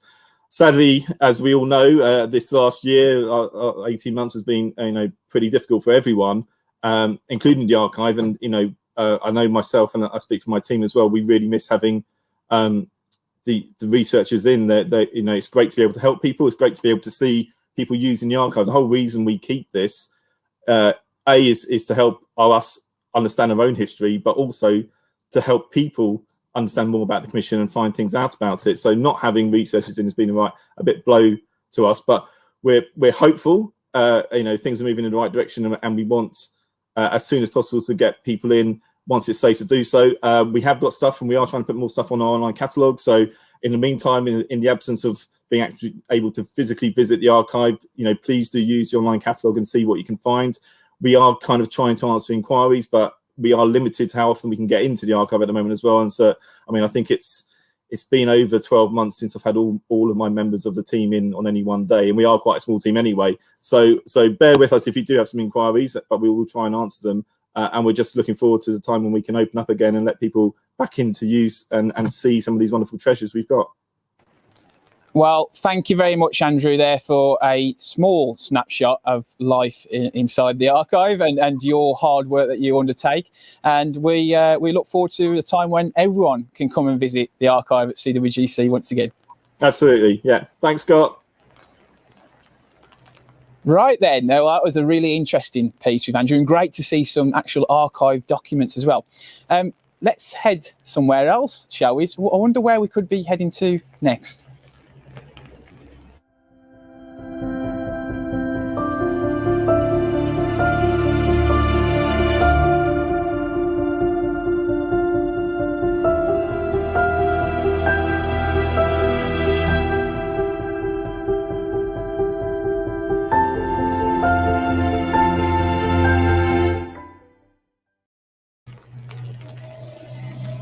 Now, let's see if Centel is there. I think we may have overcome our audio issues, hopefully. Centel, can you hear me?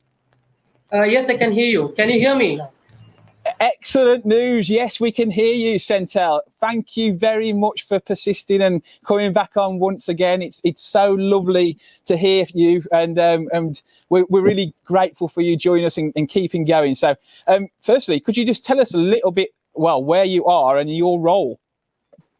Yeah, firstly, I'm very glad to get connected with you all through this live broadcast day in the life of CWGC. Thank you, Scott and his team, for organizing this task, and it's an honor to be a part of this. Of course, there was some glitch, sorry about that. And yes, coming back to this, my role is to plan, organize, and control the horticulture caretaking, administration works, and a small part of financial works to ensure the bills are all properly submitted to our finance team.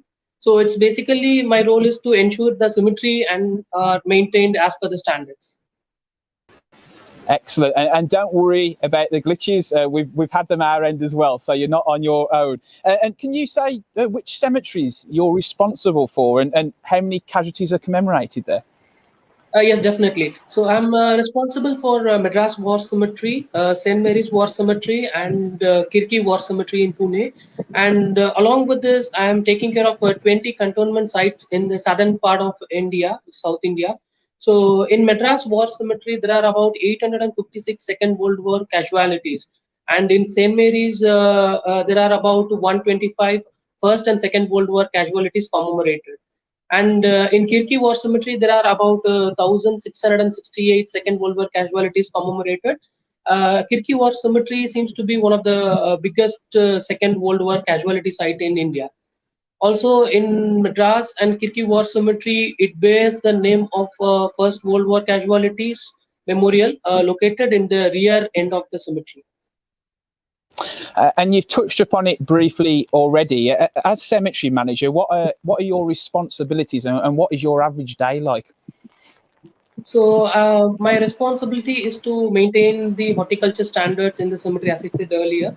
So along with this, I'll monitor the health and safety work practice at horticulture and plus the health and safety at the workplaces. So liaising with the local authorities to ensure our day-to-day activities run without any flaws.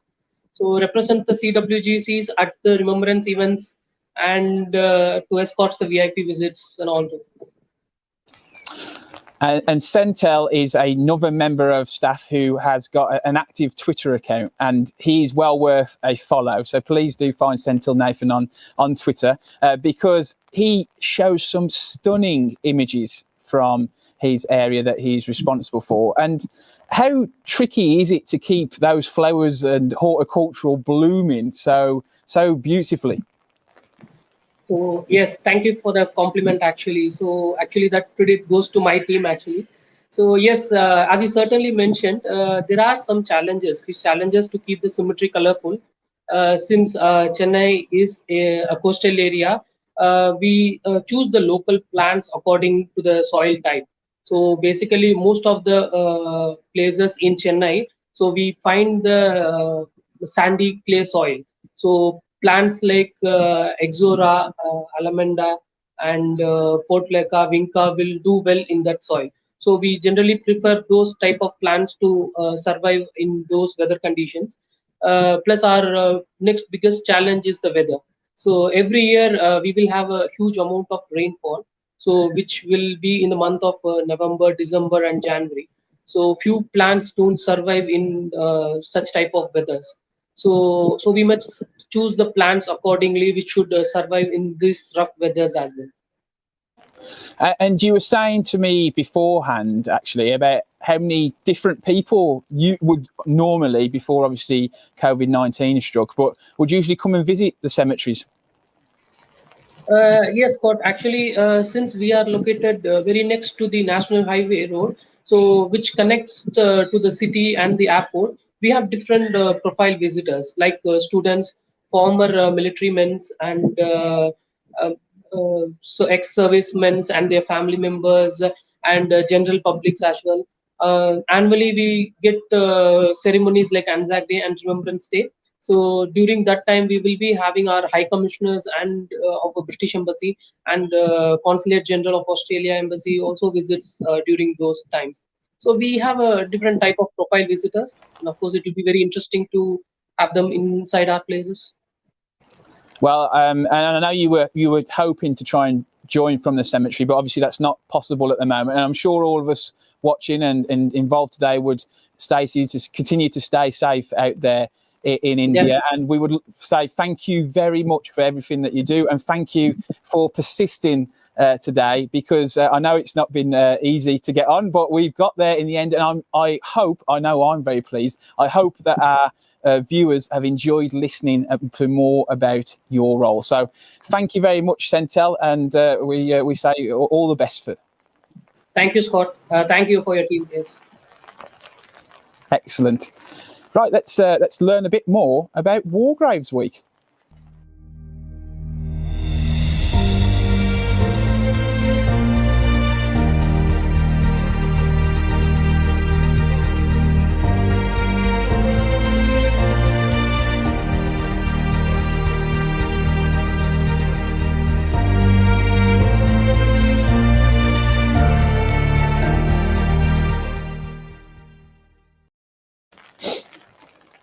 So right now we're back here in Brookwood Military Cemetery, and it's once again time to go and find out where Megan Maltby is. So hello, Megan, can you hear me?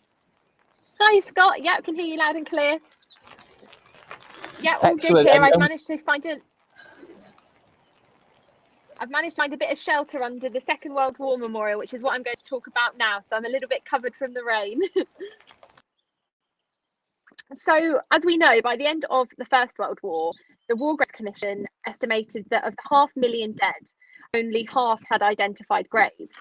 The rest were missing. Their bodies had not been recovered. Their graves had been unrecorded, lost, or destroyed by battle. Across the world, the Commission built and today maintains the memorials which bear their names. One such memorial is one of the memorials we have here at Brookwood Military Cemetery. This is the 1939 to 1945 memorial. And I guys take a minute for this to load. But as you can see now here from my camera, you can see the 1939 to 1945 memorial. This records the names of more than 3,400 men and women of the Commonwealth Land Forces who died during the Second World War and have no known grave. They died in raids, at sea, or on service outside main theatres of war. As you can see, the rain's bringing up some different colours on the memorial today, but you can see where it sits here at Brookwood Military Cemetery. Among those honoured are personnel who died during the 1940 campaign in Norway and in raids in occupied Europe, such as the Dieppe raid. And you get a fantastic view from the memorial across the rest of the site. Also commemorated are over 80 servicemen and women who served in the Special Operations Executive. And you'll get to hear the story of one such woman who was part of the SOE tomorrow during our Facebook Live. So now you'll see that I'm heading off across this fantastic grass, and I'm just going to give you a quick snapshot of our First World War memorial.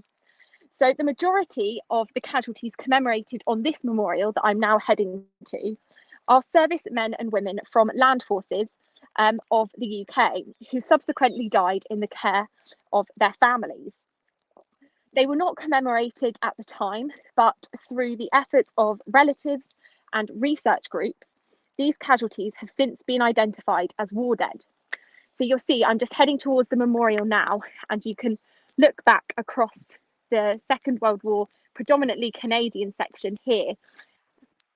As I head over to the memorial, you'll get a better view of what the cemetery looks like tomorrow during the live, and hear even more about the casualties commemorated here. If you live nearby and you haven't booked a ticket already, then please do have a look on our website. There are still tickets available for the event tomorrow. There's still some tickets left for our tours throughout next week as well. But now I've just given you a snapshot of the First World Memorial here. I believe we're heading over to Commemorations so they can tell you more about how we commemorate people here in the UK. Back to you, Scott.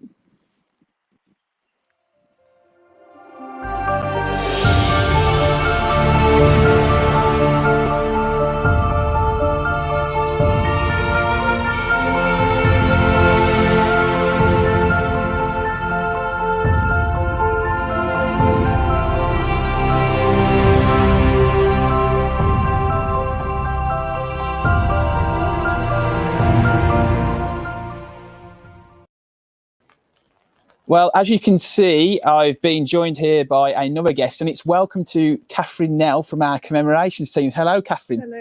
Hello. We've just heard a little bit more there about the 1418 memorial, but could you expand on that for us and the work of the Commemorations team that has in that?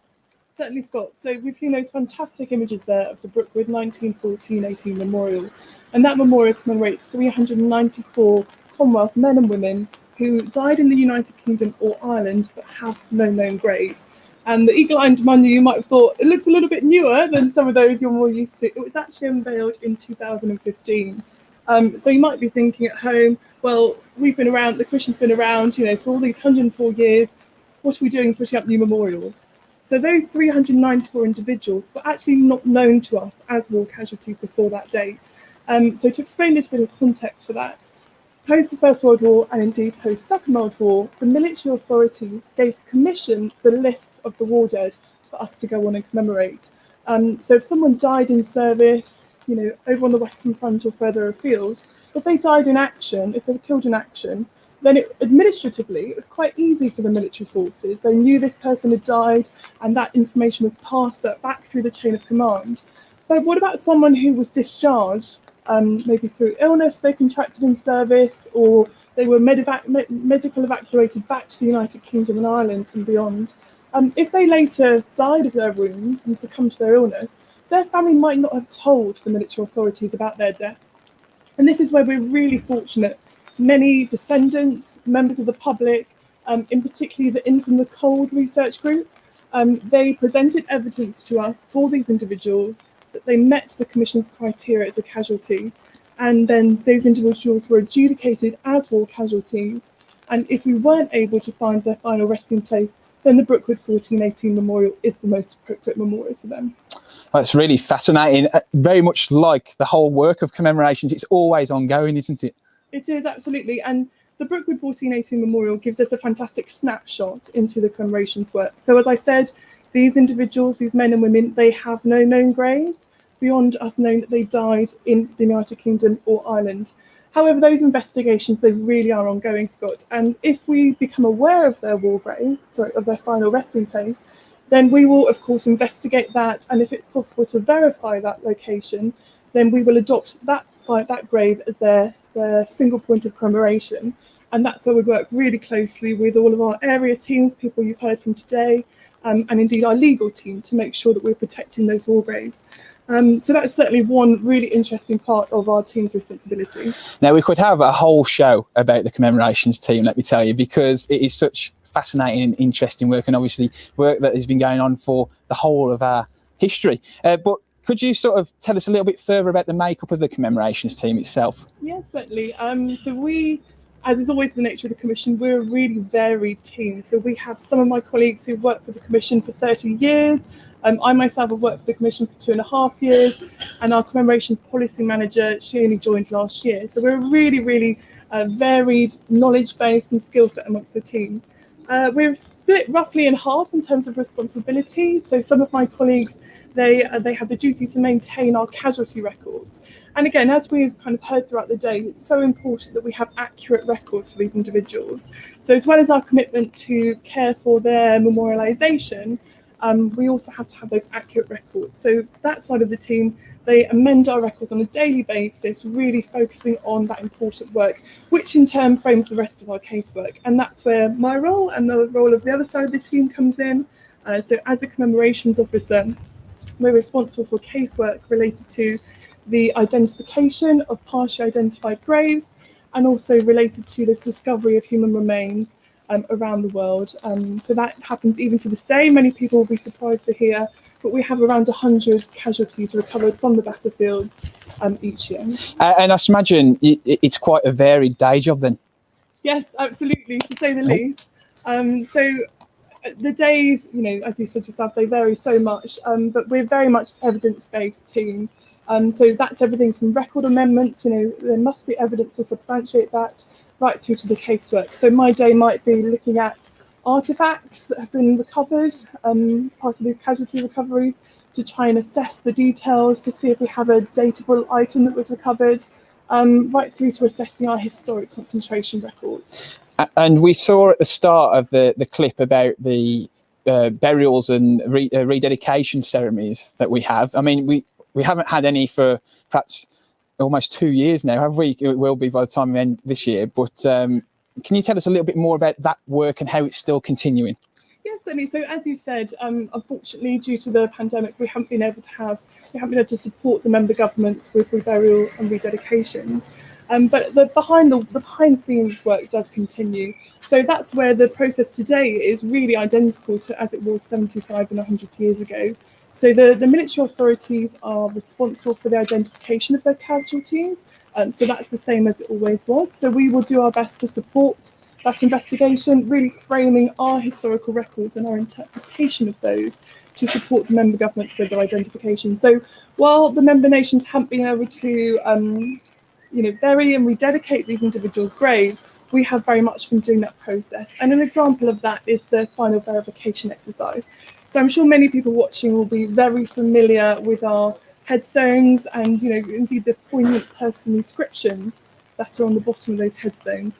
And as I said, the process is the same as it was historically. We will work with the designated next of kin to support them in making those important choices on behalf of their ancestors. Well, it really is another fascinating area of the work of the Commonwealth War Graves Commission, and it's an area that perhaps, shall we say, goes under the radar a little bit at times because they're not always at the forefront. But I really appreciate you coming out here in the wet today to talk about not only the 1418 memorial, but also the wider work of the Commemorations team. So thank you, Catherine. Thank you.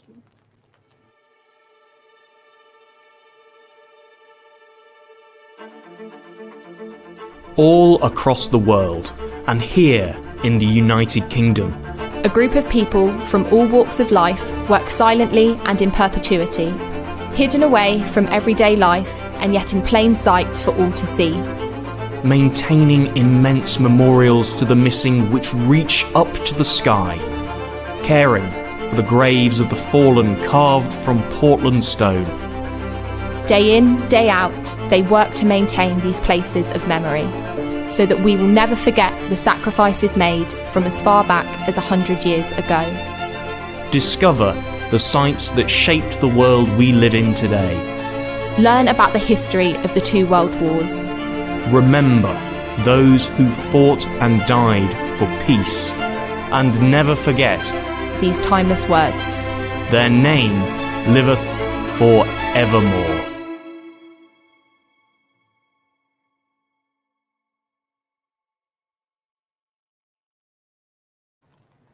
Well, we really hope that you've been enjoying our event today on this War Graves Week live. And I'm joined again by Max Dutton. I'm sure you've been enjoying it back screen, haven't you?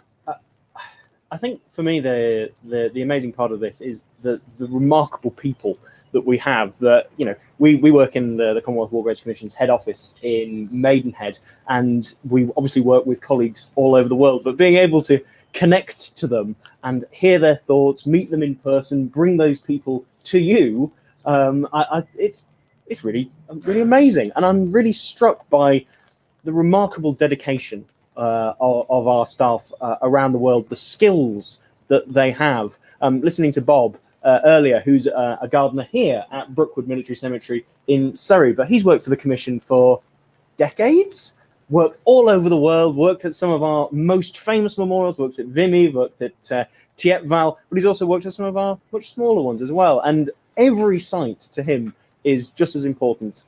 So really cool to be able to see those guys, hear their thoughts. You know, visiting Nairobi War Cemetery, really amazing. You know, the absolutely beautiful cemetery, obviously beautifully maintained, remarkable standards, local people doing all of that work as well. You know, amazing stuff. Absolutely, and a lot of these people are on social media, and a lot of this content is already on our website, isn't it, for people to view? Yeah, absolutely. So the place to go is www.cwgc.org, where you can find out lots of information. If you're based here in the UK, it's really worth going and typing your postcode into our new postcode search, which you can find on the link on our homepage. It's amazing. You'll probably find that a First World War casualty who served and gave their lives during the 1418 conflict, their family lived on your street or in your area. It really brings it home. Quite literally brings it home to us just how connected we are today to the First World War. Absolutely, and it's not only obviously the First World War. We've got a huge Second World War plot right behind us here, haven't we? And it's still tumbling with rain, but there's there's a real mix here as well at Brookwood, isn't there? Absolutely. So the 2 world wars were global conflicts. We're not the British War Graves Commission or the United Kingdom War Graves Commission. We're the Commonwealth War Graves Commission, and we came out of a partnership 104 years ago today, on the 21st of May 1917, between Canada, Australia, New Zealand, South Africa, India, and the United Kingdom government, who all agreed, a remarkable achievement, to come together to recognise and care for the graves of their fallen service personnel. And right here in the UK, I'll just read you some numbers. We've got 12,500 Canadian service personnel of both World Wars, some of whom are right behind us. We've got 7,000 Australians, 2,000 New Zealanders, 1,400 South Africans, 400 Indians of undivided India, and 281,000 service personnel of United Kingdom forces. But that United Kingdom force disguises a little bit some of the diversity in that number, because within that number, we've also got people from Burma, from the Caribbean, from China, from Cyprus, from East and West Africa, from Fiji, Hong Kong, Malaya, all of these people serving and dying and are now commemorated by the Commonwealth War Graves Commission. And those numbers I gave just there were just here in the United Kingdom. Obviously, wherever you go in the world, you will find Commonwealth casualties cared for by the Commission. Yeah, truly, not only Commonwealth, but global conflicts, both world wars. And our work is truly global, isn't it?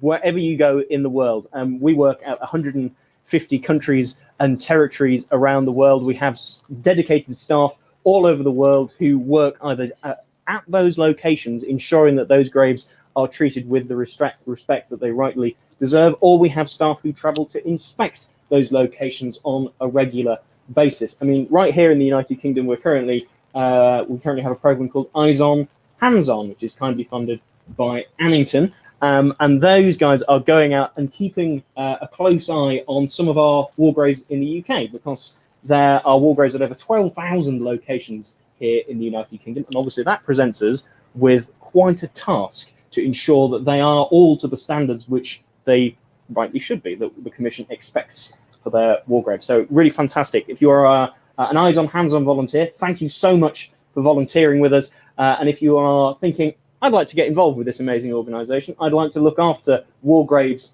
near me, maybe check out our website and check out the volunteering section and give your time as an Eyes On, Hands On volunteer. Absolutely. We've managed to recruit a number of volunteers in the last 12 to 18 months, and we're really looking forward to them getting out and about.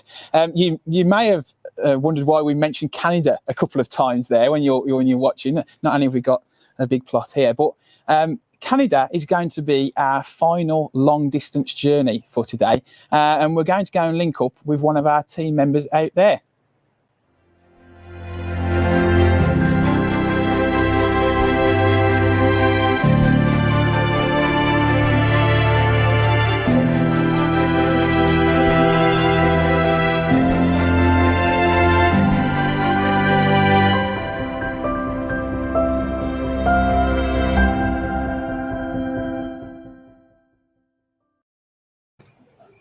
So all being well, I should be able to link up with Canada and our representative out there, one of our team, I should say, Catherine Patterson. So Catherine, can you hear me loud and clear? Yes, hello. Hello, Catherine. Great to have you on the line. So some of you who watched our Facebook Live last year will probably recognise Catherine because she appeared on there. And we're in the midst of the rain this afternoon, but your day has only just started, hasn't it, in Canada? That's why we're coming to you last but not least. Yes, no, happy to bring up the finale here. So can you tell us a little bit more about your job at the Commission? Sure. So I'm based here in Ottawa with the rest of the team. We're the Canada and Americas area.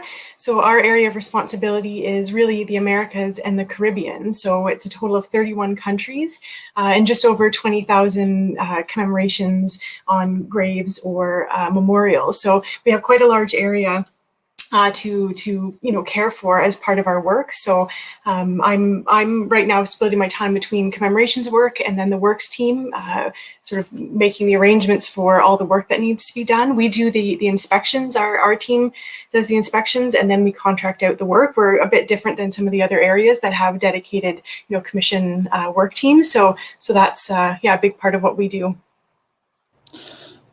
You've mentioned there about the team, and it's not the largest team, is it? Can you just expand sort of on what the rest of the CAMA team is responsible for?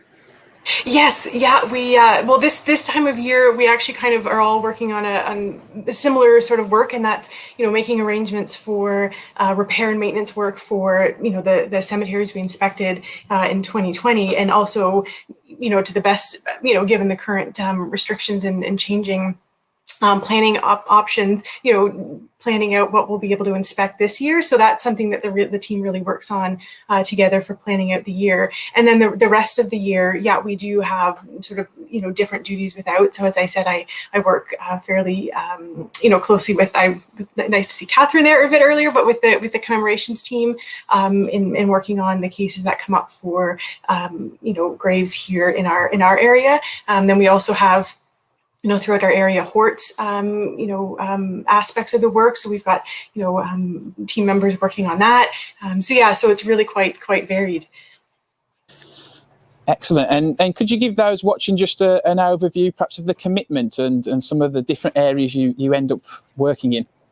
Oh, for sure. Yeah. So like I said, 31 countries within our area. And of the 20,000 war dead we care for within that, the majority are in Canada, just over 18,000 graves here. So that's obviously the majority of the work that we end up doing. So what we do is we sort of geographically divided that entire area, and then that's how we plan our cyclical inspections so that, you know, we ensure that we're visiting the graves sort of on a consistent basis, arranging for any work that needs to be done that's sort of arisen over the period since we've last been. So that's something, yeah, a big part of our work is that sort of, you know, the annual inspection season, which, you know, in sort of Canada, that's very much summer focused, but then, you know, with having our area sort of throughout, you know, the southern United States, and then, you know, throughout the Americas and in the Caribbean to the south, we can do, you know, in, you know, when able, without a pandemic, you know, to be able to travel to those locations as well, and work with local authorities there for the care and maintenance. And when you are out inspecting and caring for these graves, it's not a case of a day or two. It can be weeks, can't it? You know, with it travelling. Yes, definitely. Yeah, it's a road trip situation in most cases. Yes. Here at Brookwood, in front of a large Canadian plot, and we've already mentioned it a few times on the show today. As a Canadian yourself, how does it feel that those here in the United Kingdom continue to come and visit these Canadian service personnel here? Oh, I think it's remarkable, and I mean, and Brookwood is such a beautiful site, and yeah, I mean, in my mind, that sort of the connections today is such a, you know, a big part of the work that we do on an ongoing basis. And I mean, I think a few of my colleagues have mentioned throughout, you know, this morning, this afternoon, you know, just how each war grave, you know, there's a story and there's a life and there's a history, and you know, a lot of times I think, you know, such a big part of those stories and lives are the families, and just knowing, you know, across the commission, those we commemorate, how many of those are, you know, they're buried so far from home and from their families. And yeah, just to know that there are people, you know, locally caring for them and visiting and remembering, I think that's just, you know, such a meaningful part of the work, and you know, part of the work that I hope to be able to sort of contribute to here, in knowing that there are, you know, people far from home who are buried where we visit, just to know that, yeah, we're taking care of them still.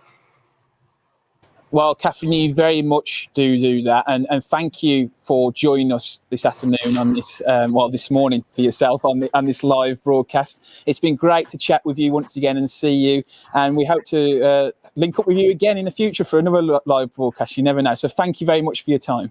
Oh, well, thank you so much for having me. And you're now back with us here at Brookwood, and you can see that I've been joined by Megan Maltby again, who's been out and about and getting very wet under the umbrella. I suppose I should have mine really, shouldn't I? But I've dispensed of it for now, so we can see these lovely Canadian plots right behind me, what we were just talking about. And we've seen during the show today a couple of adverts for the Commonwealth War Graves Foundation, and the foundation is our charitable arm, and the public engagement team and the foundation work very closely together, don't they, Megan? Yeah, we really do work very closely together, because really the aim of what we're trying to achieve is the same. So it's really about keeping those stories alive, and that's what the foundation is here for, is to support projects, you know, raise funds for things that the commission can't as a commission. You know, the foundation as a charity is able to fund these projects like the Cantor Speakers Programme, which allow us to get into more communities and tell people about the work of the commission. So that's really what the public engagement team do, and the foundation, through the funds it raises, allows us to do. And if anyone's thinking about becoming a foundation member, how can they do that? So they can go onto our website. There's been lots of links shared today, but if you head onto the commission website, that's CWGC.org, you'll be able to join the foundation. So you can become a member of the foundation, and you can do this annually, you can do this monthly, or even if you'd just like to make a one-off donation, you can do all of that on our website. Excellent. And one of the projects that the foundation supports is the interns project, the internship, I should say. And you saw this at first hand because you yourself were an intern, weren't you? Absolutely, yeah. I was one of the interns back in 2018, and it was fantastic today to see colleagues in France and Belgium. It really took me back to my days as an intern, especially Louise and Naila over at Tyne Cot. Seeing that site again, having spent 4 months there, was just such a fantastic opportunity. And part of the reason on why we're running the engagement session next Tuesday evening, which people can book tickets for, is to really share information about that internship and tell people how they can get involved. Absolutely. So do go and learn more about the foundation, because there's lots of information on our website. You'll see some of the projects they're involved in. And as Megan said, do come and join us on Tuesday, the 25th of May at 7 p.m. There is a special broadcast taking place, in which Megan is going to chair, and with our former CWGF interns. Megan, I just want to say, though, thank you very much for being our roving reporter today. I know it's been wet, I know it's been windy, but you have given us all watching an insight into what life is like here at Brookwood, if you wanted to come and visit. So thank you very much again for today. Thanks for having me. Okay, great stuff. Now, we are coming to the end of our broadcast, and we shall be soon signing off, but there are, of course, many different ways that you can get involved with this Wargraves Week.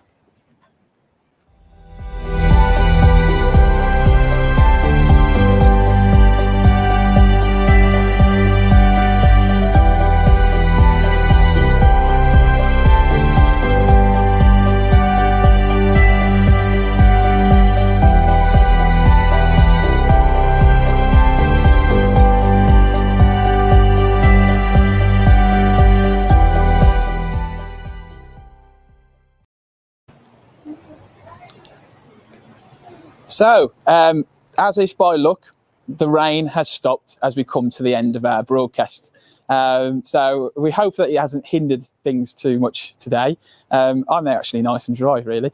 But I would want to say, firstly, thank you very much for joining us on what has been a very special CWGC Live, a day in the life of CWGC. We hope that you've enjoyed going all around the world. And I want to thank everyone who has taken part in this broadcast. That's from those who are sitting behind the camera, who have been running out and about, to those that we've gone to in all parts of the world. It's been really fascinating. I'm sure you will agree to hear from those. But this is just the start of Wargraves Week. This is by nowhere near the end. So we want you to get involved with us over the course of the next 7 days. And you can do this in multiple ways. As I've mentioned on more than one occasion, you can go and visit your local cemetery. Why don't you download our app and find out more about one that's close to you, and share an image on social media using the hashtag Wargraves Week. Visit our website, and you will see a dedicated Wargraves Week section. On there, you will find out about more of our digital festival, which this broadcast is all part of. We have 2 more lives coming up on Facebook from Brookwood and Runnymede, and we have a closing ceremony at the end of next week. And we also have pre-recorded content. We've got our interns panel session on Tuesday, the 25th of May. And we're also appearing on some podcasts. So all that information is in the digital festival section of our website. We've got our huge physical events taking place. Tomorrow at Brookwood, we're going to be inviting people within the government guidelines to come and take a tour, a socially distanced tour of our cemetery. We're going to be doing similar things at Runnymede as well, Cambridge City Cemetery, Plymouth Naval Memorial, Cardiff Cathay Cemetery, Edinburgh Comley Bank, and then at Harrogate Stonefall. And you can come and visit all of these by simply booking yourself on one of our tours that are going to take place. And you can just go on the CWGC website to do that. There are also some wonderful tours and talks being given by our volunteer network and our wider public engagement team and Cantor Speakers Programme. And these are taking place in over 40 sites around Great Britain. And you are invited to every single one of them. Please do go on to cwgc.org/Wargraves Week to find out how you can get involved. From me, Scott Smith, though, it's been wonderful to have you along today. Thank you for bearing with us at times when things haven't quite gone to hand. And until next time, I'll see you again.